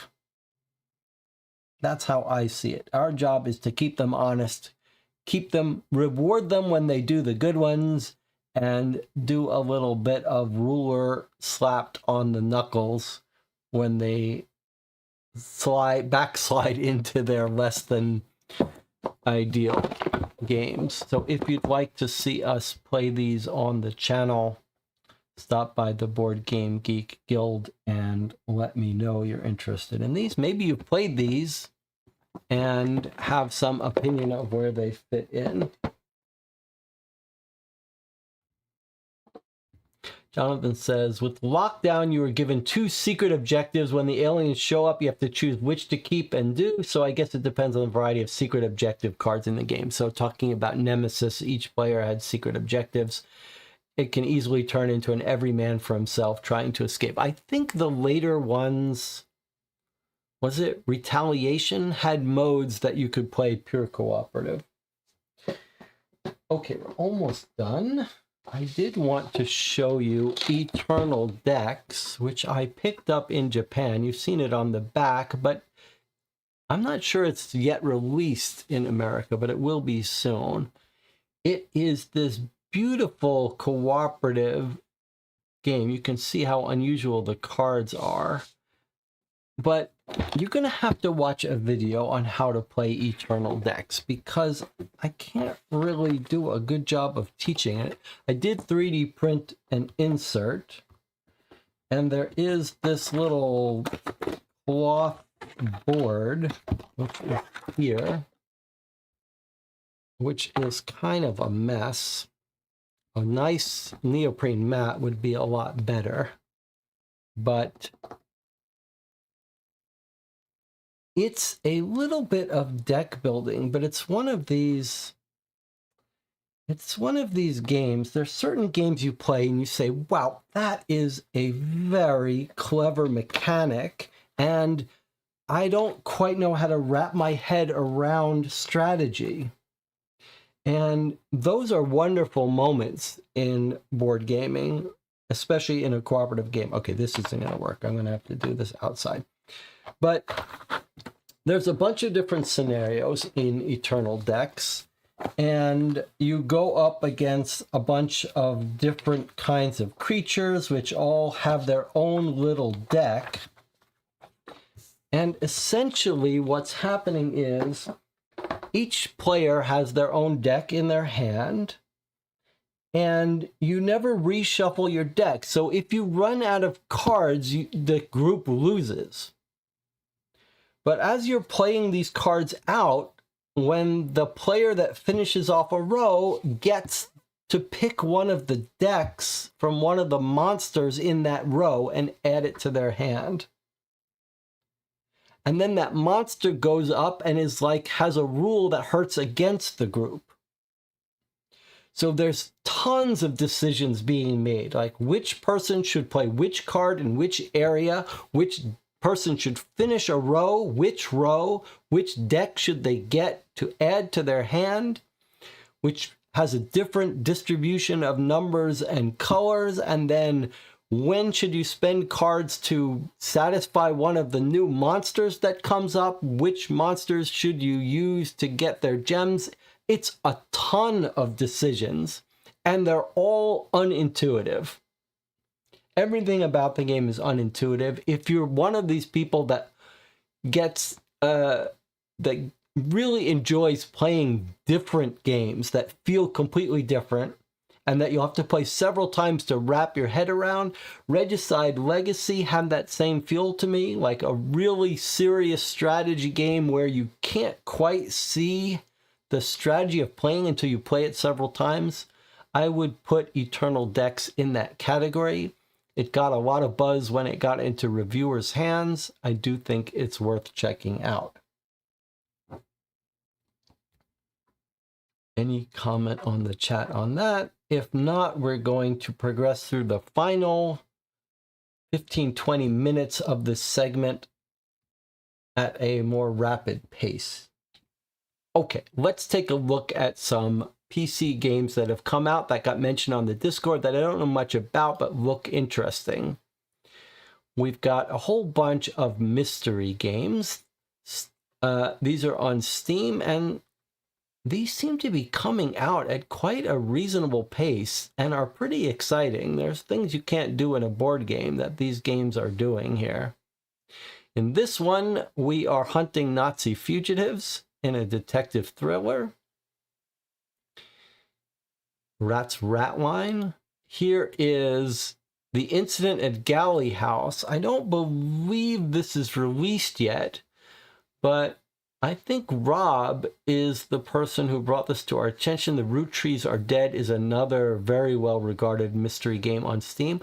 I think this one is tied to Type Help, which was one of Rob's favorite games that he highly recommended. This looks like a very unusual mystery game. You have access to a peculiar machine, one that lets you listen in on echoes of the past. This sounds a little bit more like Obra Dinn than it does Type Help, but boy, it looks weird and interesting. The Incident at Galley House is the remake of Type Help, says Jonathan Warner. So Type Help is a free game that got really glowing reviews, and here we have a real graphic remake of it. Interesting. All right, here we have Murder at the Birch Tree Theater.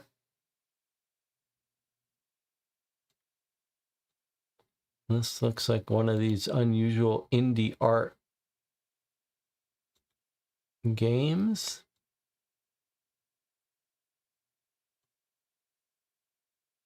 Don't really know much about it, but pretty positive. Looks like you could download a demo or play it. Here is the Red Dress Murder. Scour case files and use logic and deduction to discover the truth of a thrilling story. Very different a visual of this game, not so much graphics, much more going through documents, listening to audio, it seems like. One word at a time. We've seen this mechanic used a bunch now, where you've got this, what was the other game that used this a lot?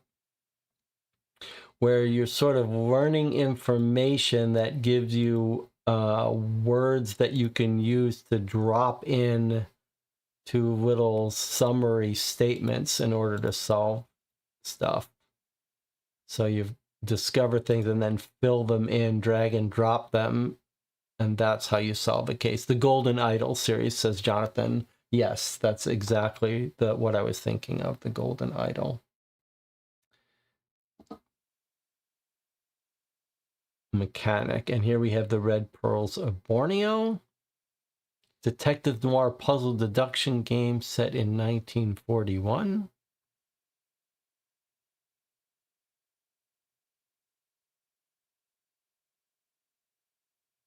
Boy, this is the age to be interested in these detective games, especially these indie developers are really doing some interesting stuff.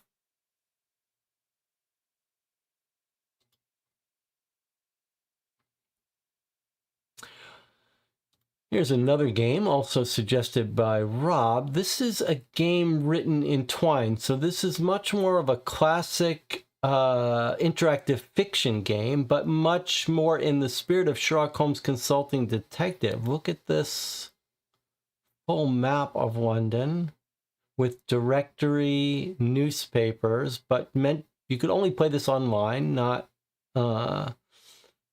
you can't download this stuff offline, but it looks like it is trying to recreate the Sherlock Holmes Consulting Detective type game in digital format. I don't know how they would do this with Twine, though. Twine really isn't set up for that kind of thing, but here we go. You can try an early playable prototype. Choose your leads, search locations, surveil individuals, directory of over 300 addresses in Paris. Oh, not London, Paris. Photographs, 100 photographs, paintings from the 1900s. Oh, this looks pretty ambitious. I wonder if they really did write this whole thing in Twine and create directories and paragraph reading thing in Twine. That's pretty shocking if they did. Development log. Can we read about the work on it.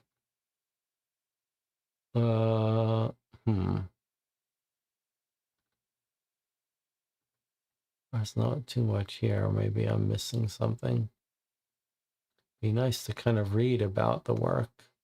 All right, so this sounds like you'd be playing a beta early version of this. But still, this development log was 218 days ago.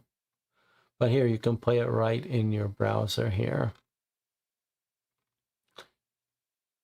Very interesting. All right, if you're interested in playtesting and giving some feedback, very nice, recognizable Sherlock Holmes consulting detective vibe. Love the historical element. Little overwhelmed. There are many tabs. Each has links.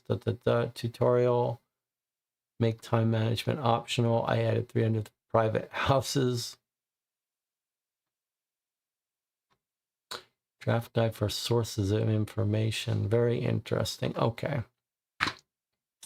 Now we're moving off from games and just going to look at,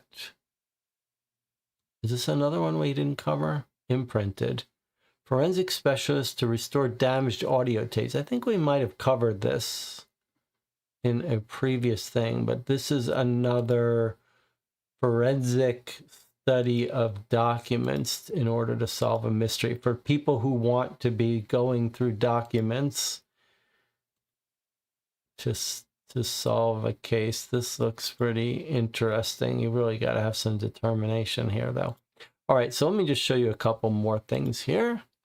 Dave Neale, who is the author of the Baker Street Irregulars Green Box for Sherlock Holmes Consulting Detective, also the co-author of War Story Occupied France, some of our favorite mystery games on this channel, has a YouTube channel. He doesn't post that often to it, but he did post this little humorous video of him talking to Sherlock Holmes about the design of the Baker Street Irregulars. So if you like humor and you want to hear more about how the Baker Street Irregulars was developed a little bit, you might want to check out this and check out Dave Neale's YouTube channel in general. I think he may have an interview here with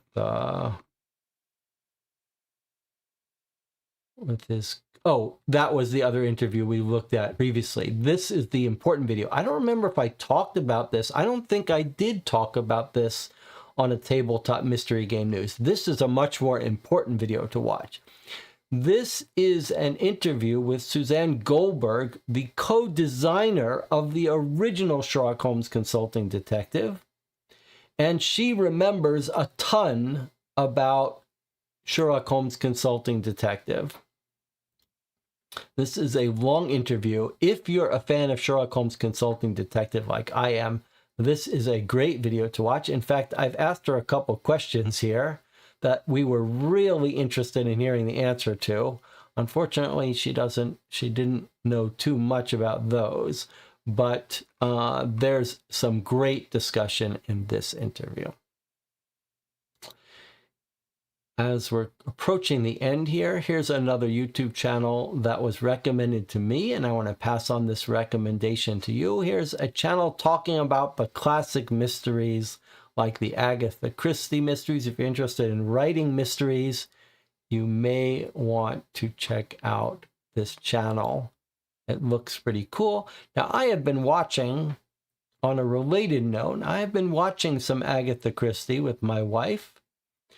We've been going through some of classic movies from the 40s and 50s, some noir movies, Alfred Hitchcock, Agatha Christie. The Agatha Christie movies are not quite holding up as much as my memory of them.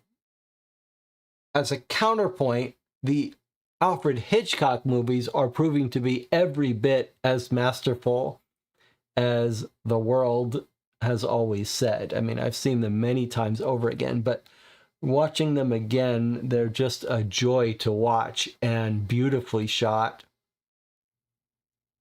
I do want to recommend 3 Hitchcock movies if you haven't seen them or haven't seen them lately.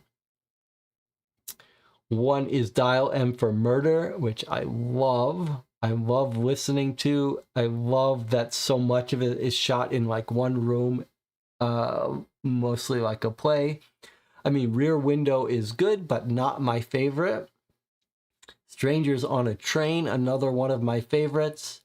And the other one that might be maybe my favorite, I think Dial M for Murder is my favorite, but right up there is the one that I never get the title of right. It's something like Without a Doubt or Without Suspicion. I think it's Joseph Cotton goes to his country house, Charlie, and meets his niece, Charlie. It really feels quite subversive to me, and can't recommend it more highly enough. There's your homework if you haven't seen that movie, if you can figure out what movie I'm talking about. I think they say that it might have been Hitchcock's favorite. But Dial M for Murder and Without a Doubt. Is it Without a Doubt? Maybe someone, if there's anyone still in the channel, can look up if Joseph Cotton, Alfred Hitchcock, Black and White, if it is called Without a Doubt or Under Suspicion or something like that. Those two are my favorites, I believe. Anything else here? Okay, one more channel I wanted to recommend is this Neon Gorilla channel. And this guy has done a bunch of game reviews, some really in-depth reviews of some of them. Has not been on the scene for very long, but his channel is growing pretty fast. And he's recently started interviewing people. He's been interviewing game designers and YouTube board game people. He has a long interview with Cole Wernicke, who did Root and Oath, which is interesting. And here is a long interview with Alex Radcliffe, who runs one of the other big, giant board game YouTube channels. And they're interesting interviews. They talk about, at least this interview here talks a little bit about some of the ethical issues in YouTube board gaming, including talking about Quackalope and talking about paid previews and biases. And if you're interested in that kind of thing, it might be worth giving this channel a look. You know that I have my strong opinions that the YouTube board game world is that the incentives are terrible. Everyone is incentivized to say positive things about games so that they keep in the flow of getting their review copies, and that the paid preview stuff is all terrible.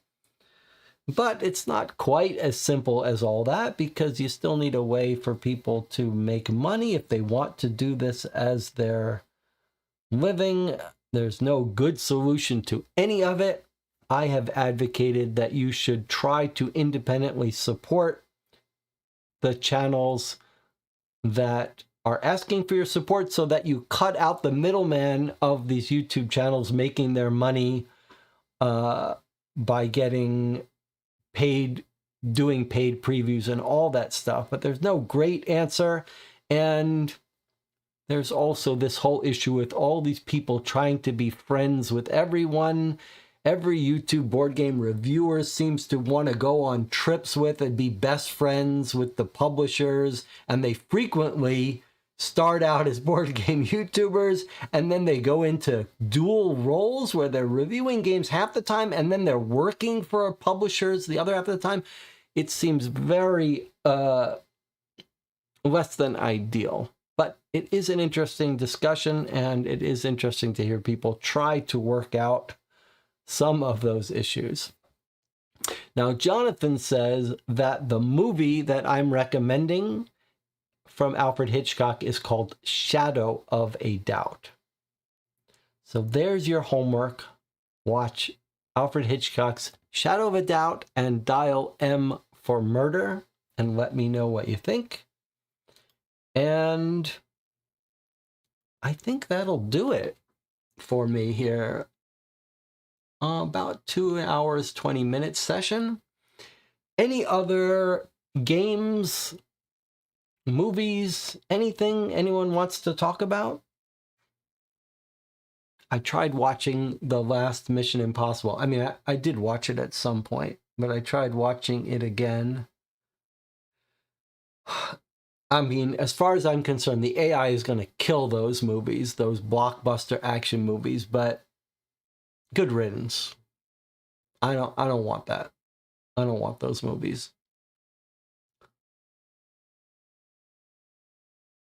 I'm much more interested to see what the small writers can come up with. Watch Shadow of a Doubt. Tell me if it also feels subversive to you. There are a couple of scenes in that feel pretty special to me. Project Hail Mary was a good movie. I haven't seen it, but I heard it was good too. Now, Ryan Gosling, who's in Project Hail Mary, Ryan Gosling is good. He's been in a bunch of good stuff, but he was in 2 movies that I loved. He was in Drive, which I loved. Lots of people love Drive, especially the music from Drive, but everything about Drive is great. But before Drive, I think before Ryan Gosling ever got famous, he was in a movie, I believe it's Ryan Gosling, was in a movie called Lars and the Real Girl. And that is a very unusual movie. Very strange and very sweet. And if you haven't seen Lars and the Real Girl, see if you can find that. I believe that's Ryan Gosling.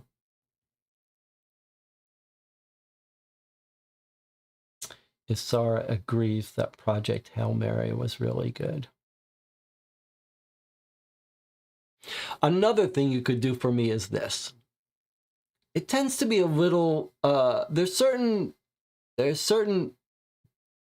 getting in front of the camera and playing a game, however many hours, 5 or 6 hours, is just enjoyment. These videos, these tabletop news videos, are not really fun in the same way. They're painless enough, but they don't do anything for me. So, and I don't, Greg always likes when I say, what does it get me? Like, what does it get me? I don't get it. People subscribe, people like the video. That's always fun. Even more fun if you comment. But it doesn't get me anything. There's no benefit from any of that. All the monetary stuff is all turned off, and there's a benefit for having a nice small channel and a small group of people who join me for gameplays. But where was I going with that? Oh yeah. So, but there is some enjoyment occasionally hearing that certain videos or reviews are useful in some way. There's so many YouTube people recording reviews and stuff, it almost seems like, what's the point? So if you find this series useful, if you want to see more of it, let me know in the comments so I know to keep doing it. Otherwise, I won't.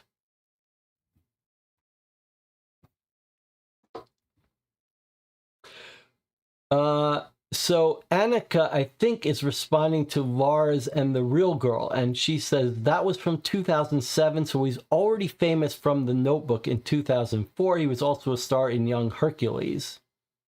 Okay, I remember The Notebook, but I didn't remember that Ryan Gosling was in that. Have you seen Lars and the Real Girl, Annika?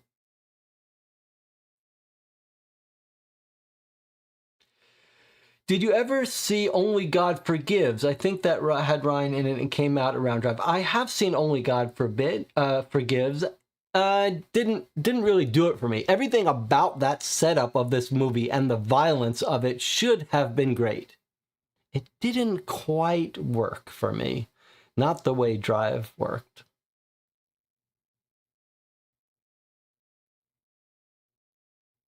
I saw a trailer. There are very few samurai movies that I haven't seen. And some of them are some of my favorite movies ever. I mean, Seven Samurai is probably, you know, top 3, top 4 movies for me ever. I just saw a trailer for an old samurai movie on YouTube that really made my heart start beating. There's that certain feeling you get. The favorite movies for me, and the samurai movies do it more than any, but sometimes the Western, is when your jaw drops, you're watching it, you're like, oh, what just happened? And the samurai movies tend to do that a lot because they're the opposite of the Mission Impossible, like 5-minute fist fight scene. They're movies where it's like, the pace is like, duh, duh, and then the person's dead with some single strike. It's pretty amazing. And I have to find what this movie was because I've never heard of it before. And I don't want to spoil it by saying anything. But the clip I saw was I'm not going to say anything. But if you come to the Co-op for Two Discord, I will find that movie's name and I will post it in the Discord or on the guild. Let's see. Annex like movies that are weird and don't have the classic Hollywood storyline, so if anything comes to mind. Nelson says, I do love this series. Fun to discuss new games. Annika's gonna watch Lars and the Real Girl and let me know. Jonathan Warner says, Ryan Gosling also is a member of a band, Dead Man's Bones, which is basically sort of a Halloween album. It's interesting if you never gave it a listen. Wow, I never heard of it.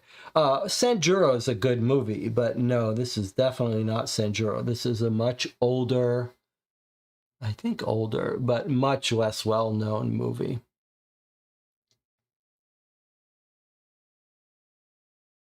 I mean, there are some unbelievably great samurai movies. I'm sure this one is not held in as high regard or I would already have known it, but this one scene I saw was really amazing. But maybe I shouldn't tell you about the scene because maybe you want to go into it blind. I will try to, I'll find the name of this movie and post it though. Anything else? Everyone's got some homework today. Some of you are going to watch Lars and the Real Girl, which is much more of a quirky, sweet movie. It's one of these movies, actually, that is more profound. It's the kind of movie that occasionally, if it hits you in the right stage of life, in the right frame of mind, with the right battle that you're facing, especially maybe one of loneliness, I think Lars and the Real Girl is one of those movies that, like a good piece of poetry, could break your brain a little bit and let something in. And then those of you who are not quite familiar with Alfred Hitchcock or haven't seen Dial M for Murder or want to see a little bit of subversiveness in this old movie, Shadow of a Doubt, might want to give those a check. Nelson says, I think your comment section is filtering some comments. That just, as Jonathan Warner says, occasionally, like if people start talking about death and murder, YouTube will start blocking it. Annika says, do you know if there's a sequel to Miami Flatline in the works? I do not know, but I'll tell you the bad news about that. After New York City Emergency Room came out, a lot of us were saying this is an amazing game, and they promised Miami Flatline was coming out soon, and Miami Flatline was like 2 years delayed. So I'm a little nervous, like it was announced and then 2 years later we got it. So the fact that they haven't announced a third one yet makes me fear that by the time they do, we've got years to come. But I said this before, and I have got an idea for you. You've seen how many fan-made Sherlock Holmes consulting detective cases there are. The Medical Mysteries series is ripe for fan-made cases. You could use the same medical pamphlets that are filled with information, the same system for making some cards and making from status cards, it's all there.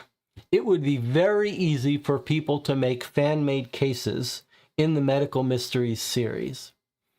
If you're watching this and one of you decides to make a fan-made case, let me know. We'll play it on the channel. But there is no reason that someone can't make fan-made cases in that Medical Mystery series or study how it works and make a spin-off game with similar mechanics. It is some very elegant mechanics that work surprisingly well and don't seem like they would be that hard to reproduce. Of course, writing any kind of mystery game like that is hard to play test and produce, but in terms of